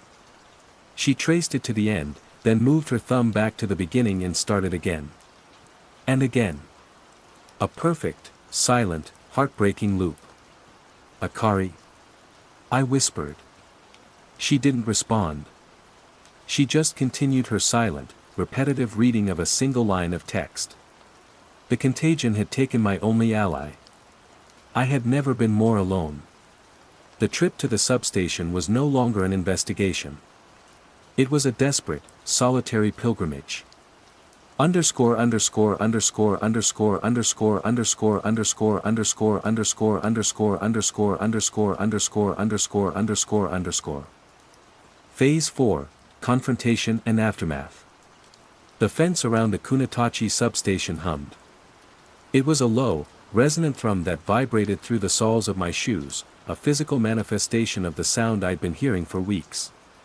Above me, massive transformers sat like brooding iron gods, their ceramic insulators gleaming under the cold, orange glow of the security lights. The air smelled of ozone and damp earth. I was completely alone. Akari was lost to the pattern, a prisoner in the library of her own mind. There was no one left to call. I found a section of the chain-link fence that was loose at the bottom, just as an old maintenance report Akari had found had suggested. I squeezed underneath, tearing my jacket on the metal. Inside, the hum was a physical pressure, a force against my eardrums. The ground was a tangle of gravel, weeds, and thick, insulated cables snaking between the concrete foundations of the machinery. Following the pre-war map I had photographed on my phone, I moved toward the center of the complex.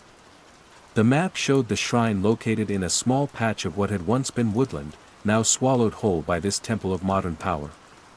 And there, in the shadow of a colossal transformer that buzzed like a captive hornet's nest, I found it. It wasn't grand. It was a single, moss-covered stone plinth, no taller than my waist, with a small, weathered stone fox, an Inari statue, sitting on top. A relic from a time of superstition and nature worship, now drowning in a sea of electromagnetism. There was no visible source, no glowing crystal or alien artifact. There was only this strange, resonant juxtaposition. And the space around it felt different. Thicker. The air shimmered, and the geometry of the substation behind it seemed to bend slightly in my peripheral vision. The step count. This was the epicenter. This ancient point of order, designed to harmonize the rhythms of nature and harvest, was now resonating with a new, infinitely more powerful and rigid rhythm, the 50 Hz cycle of the city's power grid, the digital pulse of the railway signals, the ceaseless flow of data. It was taking the chaotic, overlapping routines of modern urban life and attempting to harmonize them, to force them into a single, unified, coherent pattern. It wasn't malevolent. It was just doing its job, amplified to a terrifying, reality-bending degree. My confrontation was not with a monster, but with a principle. How do you fight a concept? How do you argue with a standing wave? I reached out a trembling hand and touched the cold, mossy stone of the shrine. The moment my fingers made contact, the hum ceased. Not just in my ears. The entire world seemed to fall silent. The buzzing of the transformer faded. The distant rumble of the city disappeared. There was only a profound, absolute stillness. And in that stillness, a torrent of raw information flooded my mind. I didn't see images, I perceived patterns. Vast, intricate, geometric webs of logic. I saw the 27 steps of my original commute as a flawed equation. I saw Suzuki-san's original, slightly varied car washing as inefficient data. I saw the chaotic clicking of Satobucho's pen as noise. And I saw the contagion as the correction. The Great Wave, Kamaribi, Old Man Tanaka, they were all deprecated variables, purged from the system for the sake of stability. I felt the immense, lonely intelligence behind it, not a consciousness, but a kind of cosmic, mathematical fastidiousness. It was the universe's instinct toward order, made manifest and driven mad by the tools of man. I saw its reach extending beyond my suburb, flowing along the shimmering train tracks, a web of pure logic overlaying the entire Kanto plain. And I felt it perceive me. A bug. An anomaly. An unlooped, chaotic variable that had touched the core processor. I was given a choice. Not in words, but in pure concept. I could resist. I could hold on to my individuality, my flawed memories, my inefficient, chaotic humanity. The system would isolate me. It would build a firewall around my consciousness. I would be like the woman frozen on the pavement, a permanent glitch, trapped and alone in a world that moved in perfect, synchronized harmony around me, until my own mind frayed into nothing. Or I could accept. I could surrender to the rhythm. I could allow my own flawed code to be overwritten, optimized. I could join the dance. My hand was still on the stone. I thought of Akari, her thumb tracing the same line over and over, trapped in a tiny, perfect prison. I thought of the 37, 40, 50 steps my commute might eventually become, a journey stretching into infinity. I thought of a world without smoky izakayas, without nervous tics, without the beautiful, messy chaos of being human. Then I thought of the profound, maddening isolation of being the only one who could see the bars of the cage. Slowly, deliberately, I let go of my resistance. I opened my mind, not in defeat, but in a desperate bid for peace. I let the pattern in. The hum returned, but it was different now. It was no longer an external, oppressive force. It was inside me. A quiet, steady rhythm in my blood. A clear, clean logic in my thoughts. I felt my anxieties, my fears, my grief for the lost world, all being smoothed out, refactored, filed away. It didn't hurt. It was calming. I took my hand off the shrine.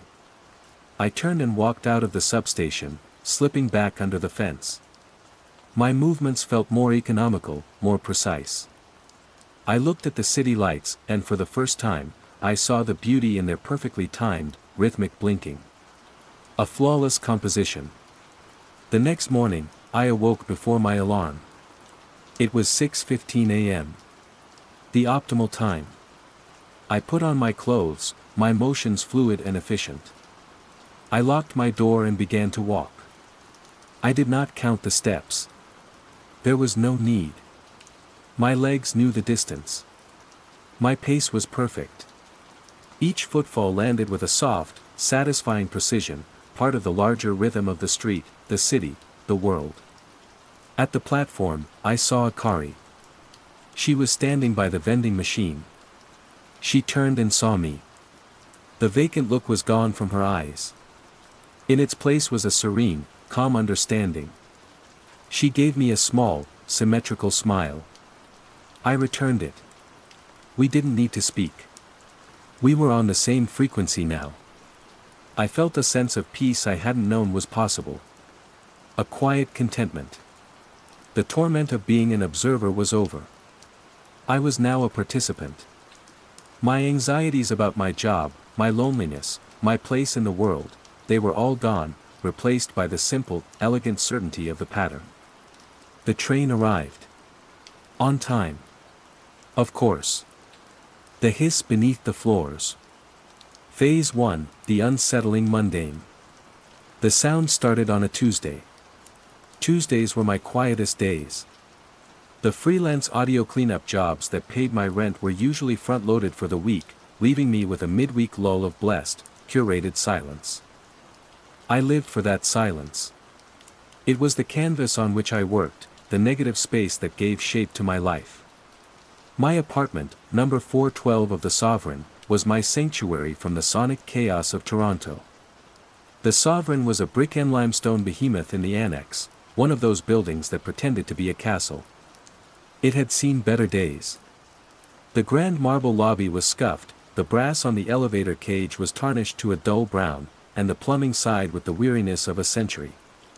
But it was solid. It was quiet. Or it had been. The new sound was not a sigh. It was a hiss. It emanated from the radiator, a cast-iron beast painted over so many times it looked like a melting sculpture. It was a low, steady hum, just on the edge of audibility. It wasn't the clank and gurgle of the boiler firing up, this was different. It was smooth, consistent, and rhythmic. Almost melodic. A low F sharp, I noted absently, my ear trained for precision. I tried to ignore it, chalking it up to a new fault in the ancient heating system. I put on my studio headphones, the expensive ones that promised total isolation, and queued up the podcast I was supposed to be sweetening. But I could still feel it. A subtle vibration through the floorboards, a pressure in my sinuses. The F sharp was insistent. For a week, it was my private torment. I'd wake up in the dead of night and it would be there, the building's soft, secret song. I mentioned it to Mr. Henderson, the superintendent, a man whose permanent expression suggested he'd just smelled something foul. Radiators humming, I said, catching him in the hallway. He grunted, not breaking his stride. It's a 100-year-old building, Thorne. It makes noises. This is a new noise. It's structured. He stopped and gave me a long, pitying look. You spend too much time cooped up in there with your headphones. Go for a walk. The building's fine. He was probably right. I was a professional listener. My world was built on nuance others missed. A slight sibilance in a voiceover, a 60-cycle hum from a poorly grounded microphone, these were the dragons I slayed daily. Maybe I was just turning that obsessive focus inward, inventing patterns in the mundane static of my life. I tried to let it go. But then I started noticing the others. Mrs. Gable lived in 3B. A tiny woman with hair like spun glass, she was the building's unofficial historian, always ready with a kind word and a story about the Sovereign in the 60s. I saw her near her window one afternoon, standing unnaturally still. Her head was cocked at a precise 45-degree angle, her gaze fixed on the thick black power lines that swagged between the hydro poles on the street below. She wasn't looking at them. She was listening. Her lips were parted slightly, her expression one of rapt concentration, as if the transformers were whispering Shakespeare. I watched for a full minute before she sighed, a blissful, contented sound, and turned away. A few days later, I was waiting for the perpetually slow elevator. Chloe, the artist from 4A, across the hall, was waiting too. She was young, with paint-splattered jeans and a nervous energy I found both intriguing and exhausting. As we stood in silence, I heard it. A soft, rhythmic tapping. Tap-tap-pa-tap. Tup-pa-tap. It was coming from her. Her index finger was drumming silently against the wooden panel of her own apartment door. It wasn't a nervous tick. It was a complex, syncopated rhythm, a polyrhythm against the steady F sharp I could still feel vibrating through the soles of my shoes. "Catchy tune," I said, trying for levity. She jumped, startled. Her eyes, usually darting and bright, were unfocused. "Oh. Sorry. Just, the beat." "The beat?" "Of the place," she said, a vague gesture encompassing the hallway, the floor, the whole building. The elevator arrived with a groaning sigh, and the conversation was over. But her phrase stuck with me. The beat of the place. It was a slow infection of my awareness. Once I started looking, I saw it everywhere. Mr. Sharma in 2G, a retired accountant, would stand in the lobby for 10 minutes at a time, staring at the fluorescent light fixture overhead, which flickered with an almost imperceptible pulse. He wasn't waiting for anyone. He was just, absorbing it. I saw a delivery guy, someone who couldn't have been in the building for more than 5 minutes, stop mid-stride in the stairwell, his head tilted towards the plumbing chase behind the wall, a look of profound confusion on his face. I began to feel like the only person who found any of this strange. To everyone else, these new, bizarre fixations were as natural as breathing. Their obsessions were different, the whine of the power lines for Mrs. Gable, the percussive potential of a wooden door for Chloe, the staccato flicker of a dying light for Mr. Sharma, but the behavior was the same. A quiet, stationary reverence for a mundane sound. My own sound, the F-sharp hum, was a constant companion. I tried to fight it. I bought a white noise machine, but the hum bled through, a clear tone beneath the fuzzy hiss. I slept with earplugs, but I'd wake up with the rhythm pounding in my skull, a phantom limb of a melody. It was getting harder to dismiss as a product of my own isolation.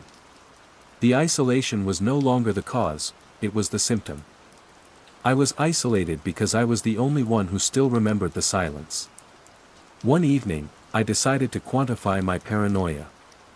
I took out my best condenser microphone, a Neumann U87 that cost more than my first car, and placed it on a stand in the center of my living room. I plugged it into my audio interface, fired up my recording software, and hit record. I sat in perfect silence, watching the waveform monitor. There it was. A clean, perfect sine wave at 58.27 Hz, F-sharp. It wasn't messy, like the sound of a motor or a fan. It was pure, as if generated by a synthesizer. It didn't waver. It didn't fluctuate. It was a single, perfect, impossible note emanating from the very bones of my apartment. I recorded for an hour.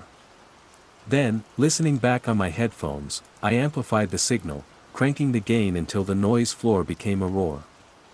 And beneath the hiss of the amplified silence, I heard something else.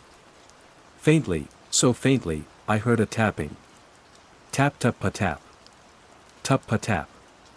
It was Chloe's rhythm, bleeding through the concrete floor from her apartment across the hall. I isolated the frequency, filtered out my F-sharp, and listened again. Her tapping wasn't random. It was in perfect time with my hum, a counterpoint to the bass note. Then another sound surfaced. A high-pitched, ethereal whine, microtonally shifting around a high C. It had to be the power lines outside Mrs. Gable's window, 2 floors down. It was there, on my recording, a ghostly harmony. I felt a cold dread creep up my spine. This wasn't mass hysteria. This wasn't a coincidence. This was a composition. And every tenant in the building, myself included, was being assigned their part. The sovereign wasn't just making noises. It was tuning up.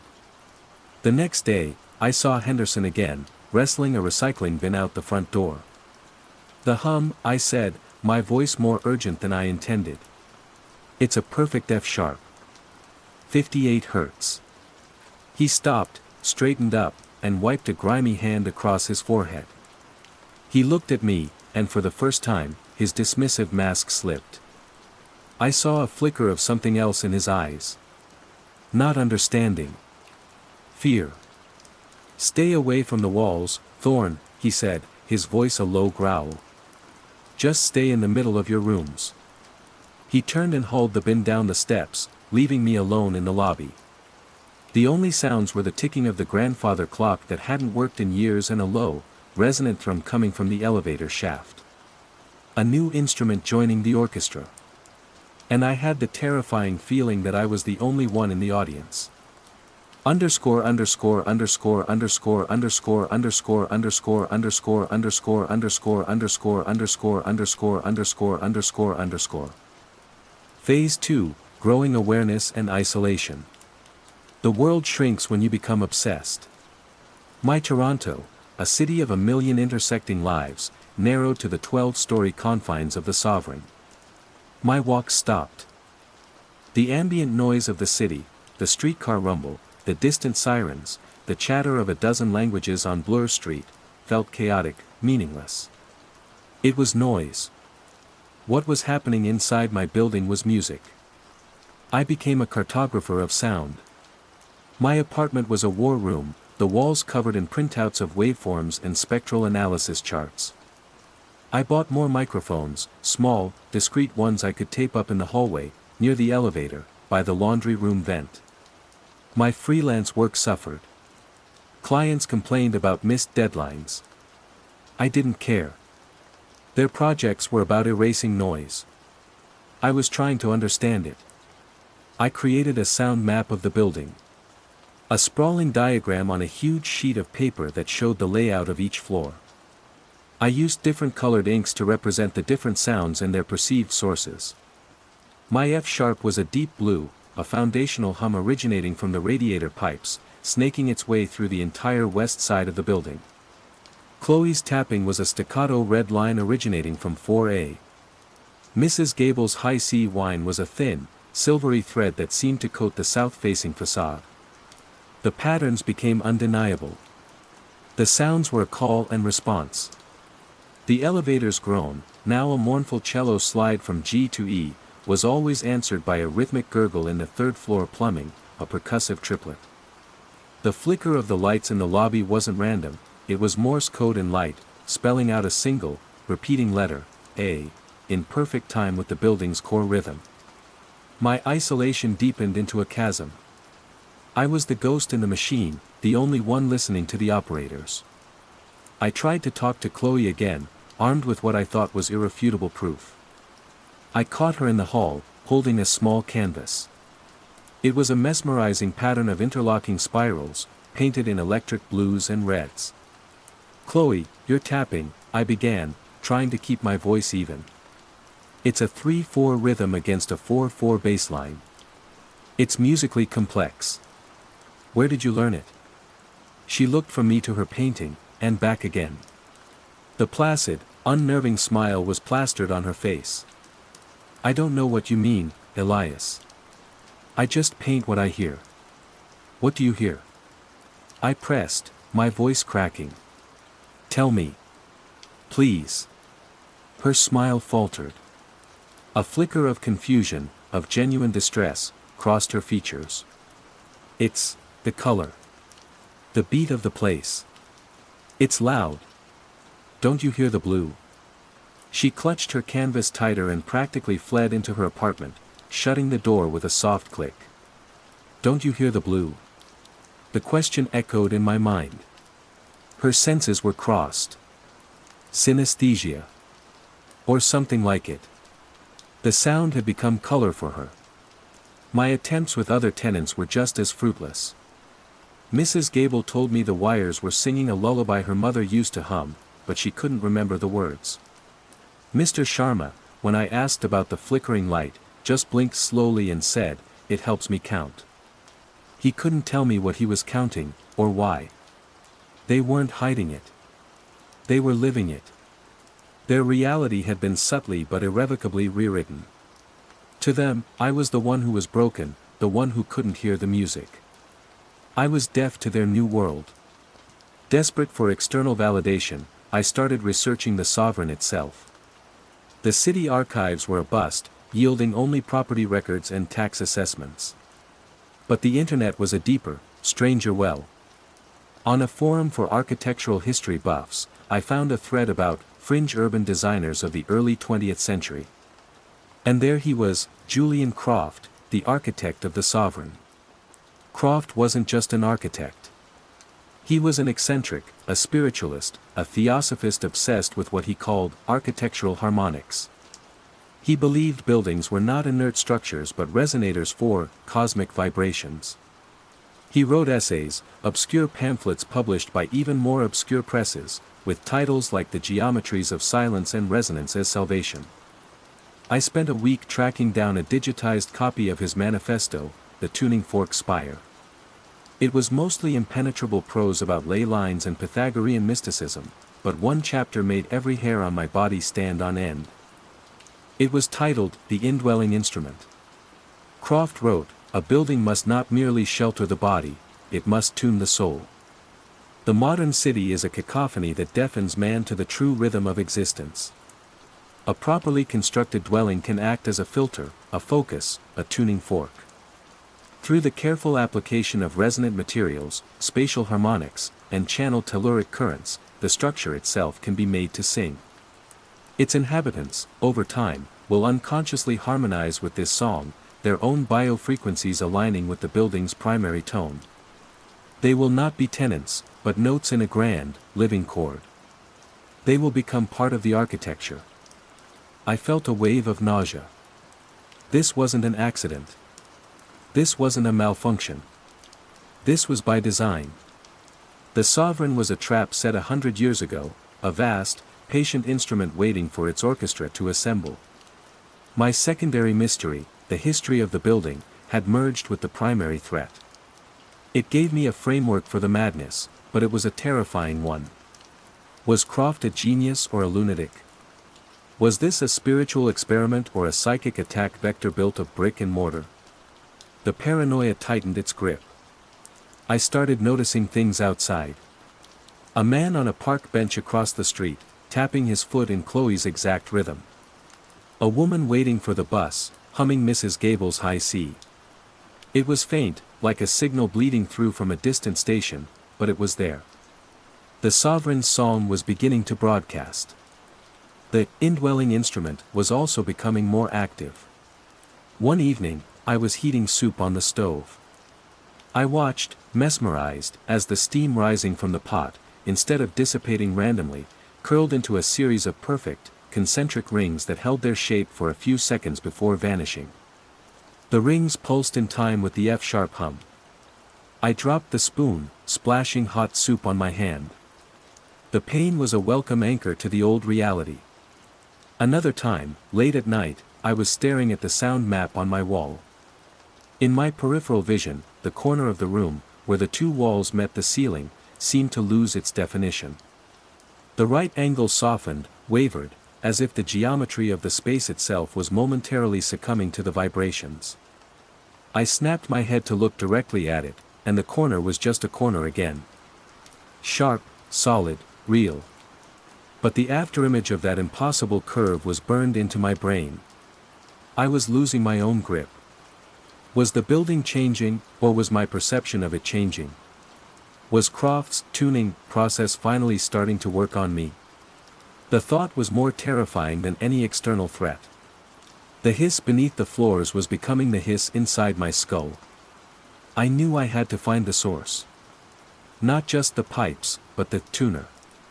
The heart of the instrument. Croft's manifesto talked about a focal point, a conductor's stone usually placed at the building's structural and energetic nexus, the foundation. The boiler room. I needed help. I needed someone else who was fighting it, not succumbing to it. And the only person who had shown even a hint of resistance was Henderson. The man who told me to stay away from the walls. He didn't hear the melody, he just heard the noise. He was my only hope. I had to make him believe me. I gathered my evidence, my recordings, printouts of the clean F-sharp waveform, a copy of Julian Croft's insane manifesto. I took a deep breath, the air thick with the building's resonant hum, and walked out of my apartment, my heart pounding a frantic, discordant rhythm against the steady, relentless beat of the Sovereign. Underscore underscore underscore underscore underscore underscore underscore underscore underscore underscore underscore underscore underscore underscore underscore underscore. Phase 3, the nature of the threat and escalation. Henderson's workshop was in the sub-basement, a cramped, humid space that smelled of rust and ozone. A single bare bulb hung from a frayed cord, casting long, dancing shadows. Tools lined the walls in a state of chaotic organization. He was hunched over a workbench, trying to rewire a defunct vacuum cleaner, his knuckles white with frustration. "Henderson," I said from the doorway. He didn't look up. "I told you, Thorne. The building makes noises. It's more than that, and you know it." I stepped into the room, dropping my folder of evidence onto the workbench with a thud. "It's a composition. And it's getting louder." He finally stopped tinkering and looked at me. His eyes were bloodshot, etched with sleeplessness. He looked older, more frayed than he had a few weeks ago. "You're crazy," he rasped, but his voice lacked conviction. "Am I?" I pulled out the waveform printout. "This is the hum from my radiator. It's a perfect F-sharp. No motor produces a sound this clean. It's artificial." I pushed the copy of Croft's manifesto towards him. "And this is the man who built this place. Julian Croft. He called it an indwelling instrument. He believed he could tune the souls of the tenants." Henderson stared at the papers, his jaw tight. He didn't read them. He just stared. I could see the conflict in his face, a lifetime of practical, hands-on reality warring with the creeping insanity he was experiencing every day. "The pipes," he said, his voice barely a whisper. "They sing. All damn night. Tried to bleed the system, tighten the joints. The sound just moves. Goes to the electrical conduits instead. Then the elevator cables start whining." "It's a resonance," I said, my own voice gaining strength. "The whole building is the instrument. You can't silence one part without the sound finding another. We have to find the source. The tuning fork." He finally looked up from the papers and met my gaze. The fear I'd seen before was still there, but now it was sharpened with a desperate anger. "The boiler room," he said, his voice a low growl. "The old central boiler. It's been defunct since the 70s, but all the main conduits, the oldest pipes, they all lead to it. It's the heart of this damn place." In that moment, an uneasy alliance was forged. We were two different kinds of men, me, the detached observer, him, the broken pragmatist, united by a shared enemy. We were the building's antibodies, the only ones trying to fight the infection. The escalation was no longer subtle. It was as if our conscious resistance, our decision to act, had triggered a new phase. The building's song grew more complex, more demanding. The simple melodies and rhythms began to interweave into a dense, almost overwhelming symphony. Walking down the hall was like wading through a physical pressure of sound. The tenants' behaviors intensified. They were no longer just listening, they were participating. I saw Chloe through her open door, not just painting, but dancing as she painted. Her movements were fluid, boneless, her arms tracing the same spiral patterns in the air that appeared on her canvas. She was a living brushstroke. Mrs. Gable had taken to humming along with her power lines, her voice a reedy, frail harmony that was perfectly in tune. The most disturbing change was in Mr. Sharma. He was no longer just watching the flickering light in the lobby. He was arranging the mail on the mail table into intricate geometric patterns that mirrored the light's stuttering rhythm. He was organizing reality to match the beat. They were becoming living components of Croft's machine, harmonizing, organizing, syncing. The environmental warping grew more pronounced, more blatant. The ripple I'd seen in the floorboards was no longer a trick of the light. I watched a puddle of water from a leak in the laundry room vibrate into a perfect, crystalline pattern of standing waves, a cymatic mandala that held its shape until the water evaporated. A crack in my bedroom ceiling branched out overnight, forming a shape that looked unnervingly like the spectral analysis graph of the building's primary hum. The building wasn't just singing. It was reshaping itself according to its own music. The architecture was becoming a physical manifestation of the sound. I felt a profound, primal terror at the thought. We live our lives assuming the world is stable, that the floor beneath our feet is solid, that a corner is a corner. The sovereign was teaching me that reality was negotiable. Henderson and I planned our descent. He knew the building's guts better than anyone. He drew a crude map of the sub-basements on a piece of cardboard. The main boiler room is 2 levels down, he said, pointing with a grease-stained finger. Most of the entrances were sealed off years ago. Safety regulations. But there's an old service hatch in the back of my workshop. Our alliance was tenuous, fraught with the friction of our opposing worldviews. He saw a problem to be smashed. We find whatever's making this noise, he said, his hand gripping a heavy pipe wrench, and we break it. I wasn't so sure. Breaking it felt too simple, too violent. What happens when you smash a tuning fork that an entire orchestra is listening to? Does the music stop? Or does it collapse into a scream? We need to understand what it is first, Henderson, I argued. I understand enough, he snarled. It's wrong. It needs to stop. The night we chose to go, the building was louder than I had ever heard it. The F-sharp hum was a physical weight in my chest. The plumbing throbbed like a colossal heart. The air itself seemed to vibrate, making my teeth ache. As we stood before the rusted service hatch in Henderson's workshop, I could hear, even through the thick concrete, the chorus of the tenants above. Faint humming, tapping, a collective chant that was no longer human. It was the sound of the hive. Henderson wrenched the hatch open with a groan of tortured metal. A wave of cool, damp air smelling of wet earth and ancient machinery washed over us. It was a descent into the oldest part of the building, into its very soul. Bring your fancy microphone, Henderson grunted, gesturing with the wrench. Maybe you can record it screaming. He clicked on a heavy-duty flashlight, its beam cutting a bright, wavering path into the darkness below. I slung my recording gear over my shoulder, my heart pounding a frantic, discordant rhythm against the building's implacable, perfect beat. I felt like a saboteur, but I also felt like a sacrifice. We were heading for the conductor's podium, and I had no idea if we were there to end the performance or to become the final, terrible crescendo. Underscore underscore underscore underscore underscore underscore underscore underscore underscore underscore underscore underscore underscore underscore underscore underscore. Phase 4, Confrontation/Revelation and Aftermath. The journey down was a descent through layers of time.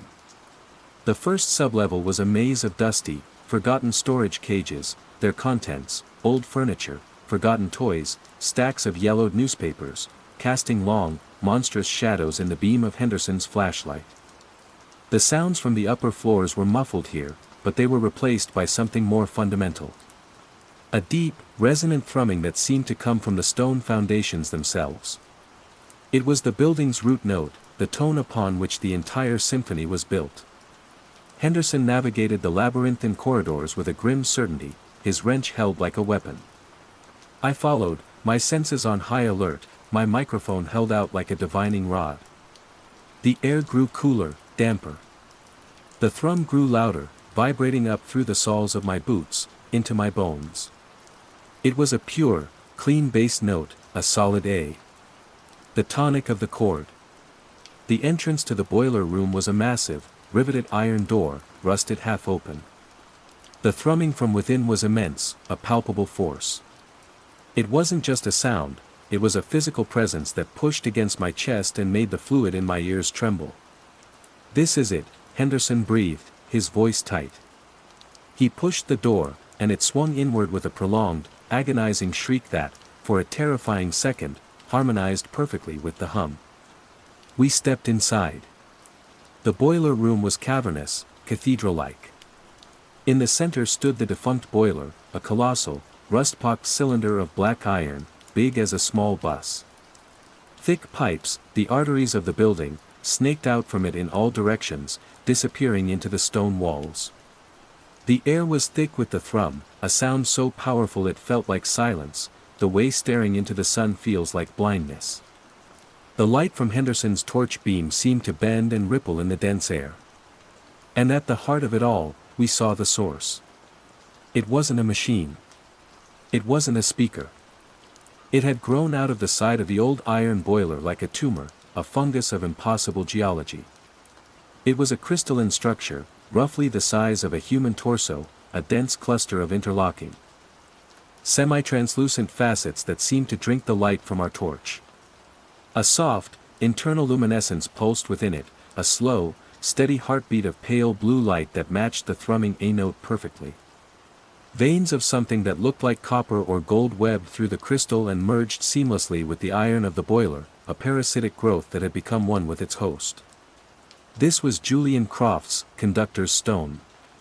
It wasn't something he'd installed. It was something he'd seeded. A seed that had taken a century to germinate in the resonant womb of his architectural instrument.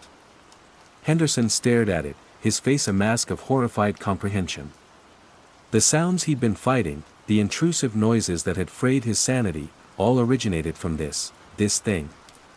It was the enemy made manifest. No more, he whispered, his voice cracking. He hefted a sledgehammer that had been leaning against the wall, its heavy head gleaming in the torchlight. It ends now. He advanced on the crystal, his knuckles white on the wooden handle. And as he raised the hammer high over his head, a moment of terrible clarity washed over me. I had been fighting it too. My research, my recordings, my maps, it was all an effort to define the sound, to contain it, to defeat it with logic. But in the process, I had done something no one else had. Chloe heard the blue. Mrs. Gable heard a lullaby. Henderson just heard noise. But I, the audio professional, the obsessive listener, had heard it all. The F-sharp in my room, the tapping from across the hall, the whine of the wires, the gurgle of the pipes, the groan of the elevator, and now, the foundational A note of the crystal itself. I wasn't just hearing parts. I was hearing the whole score. My obsession hadn't been resistance. It had been study. I had been unintentionally, obsessively, learning the music. What happens when you smash the conductor's podium mid-symphony? Chaos. A violent, discordant crash. The tenants upstairs, so perfectly tuned, so delicately balanced in their new reality, what would happen to them if the song was brutally silenced? Would their minds snap? Would the building, physically resonating with this impossible energy, tear itself apart? The image of the wavering corner of my room flashed in my mind. The ripple in the water. The song was the only thing holding it all together. Henderson, no. I screamed, the words swallowed by the immense thrum. He began his swing. In that split second, I didn't think. I reacted. I lunged forward, throwing my entire body weight not at the crystal, but at him. The tackle was clumsy but effective. We crashed to the grimy floor, the sledgehammer flying from his grasp and clattering uselessly against a far pipe. He was stronger than me, but he was also weakened, frayed by weeks of fighting the building's influence. I was energized by my sudden, horrifying revelation. He stared up at me, his face contorted with betrayal and rage. What are you doing? It's changing us. It's wrong. You're wrong, I gasped, my chest heaving. Silencing it won't save us. It'll destroy us. And then, I let go. I stopped fighting the thrum. I stopped trying to parse it, to analyze it. I opened myself to it, the way I'd seen Mrs. Gable open herself to the wires. The overwhelming pressure resolved itself. The chaos of the noise clarified into an infinitely complex, exquisitely perfect harmony. It was the music of geometry, of physics, of life itself. The building wasn't a trap. It was a cocoon. A chrysalis of brick and steel, designed to facilitate a metamorphosis. The contagion wasn't a sickness, it was a change. A new way of perceiving. The blue light from the crystal pulsed, and I felt the sound not just in my ears, but in my marrow. I understood. The struggle was over. Henderson lay limp beneath me, not unconscious, but suddenly placid, the fight gone from his eyes.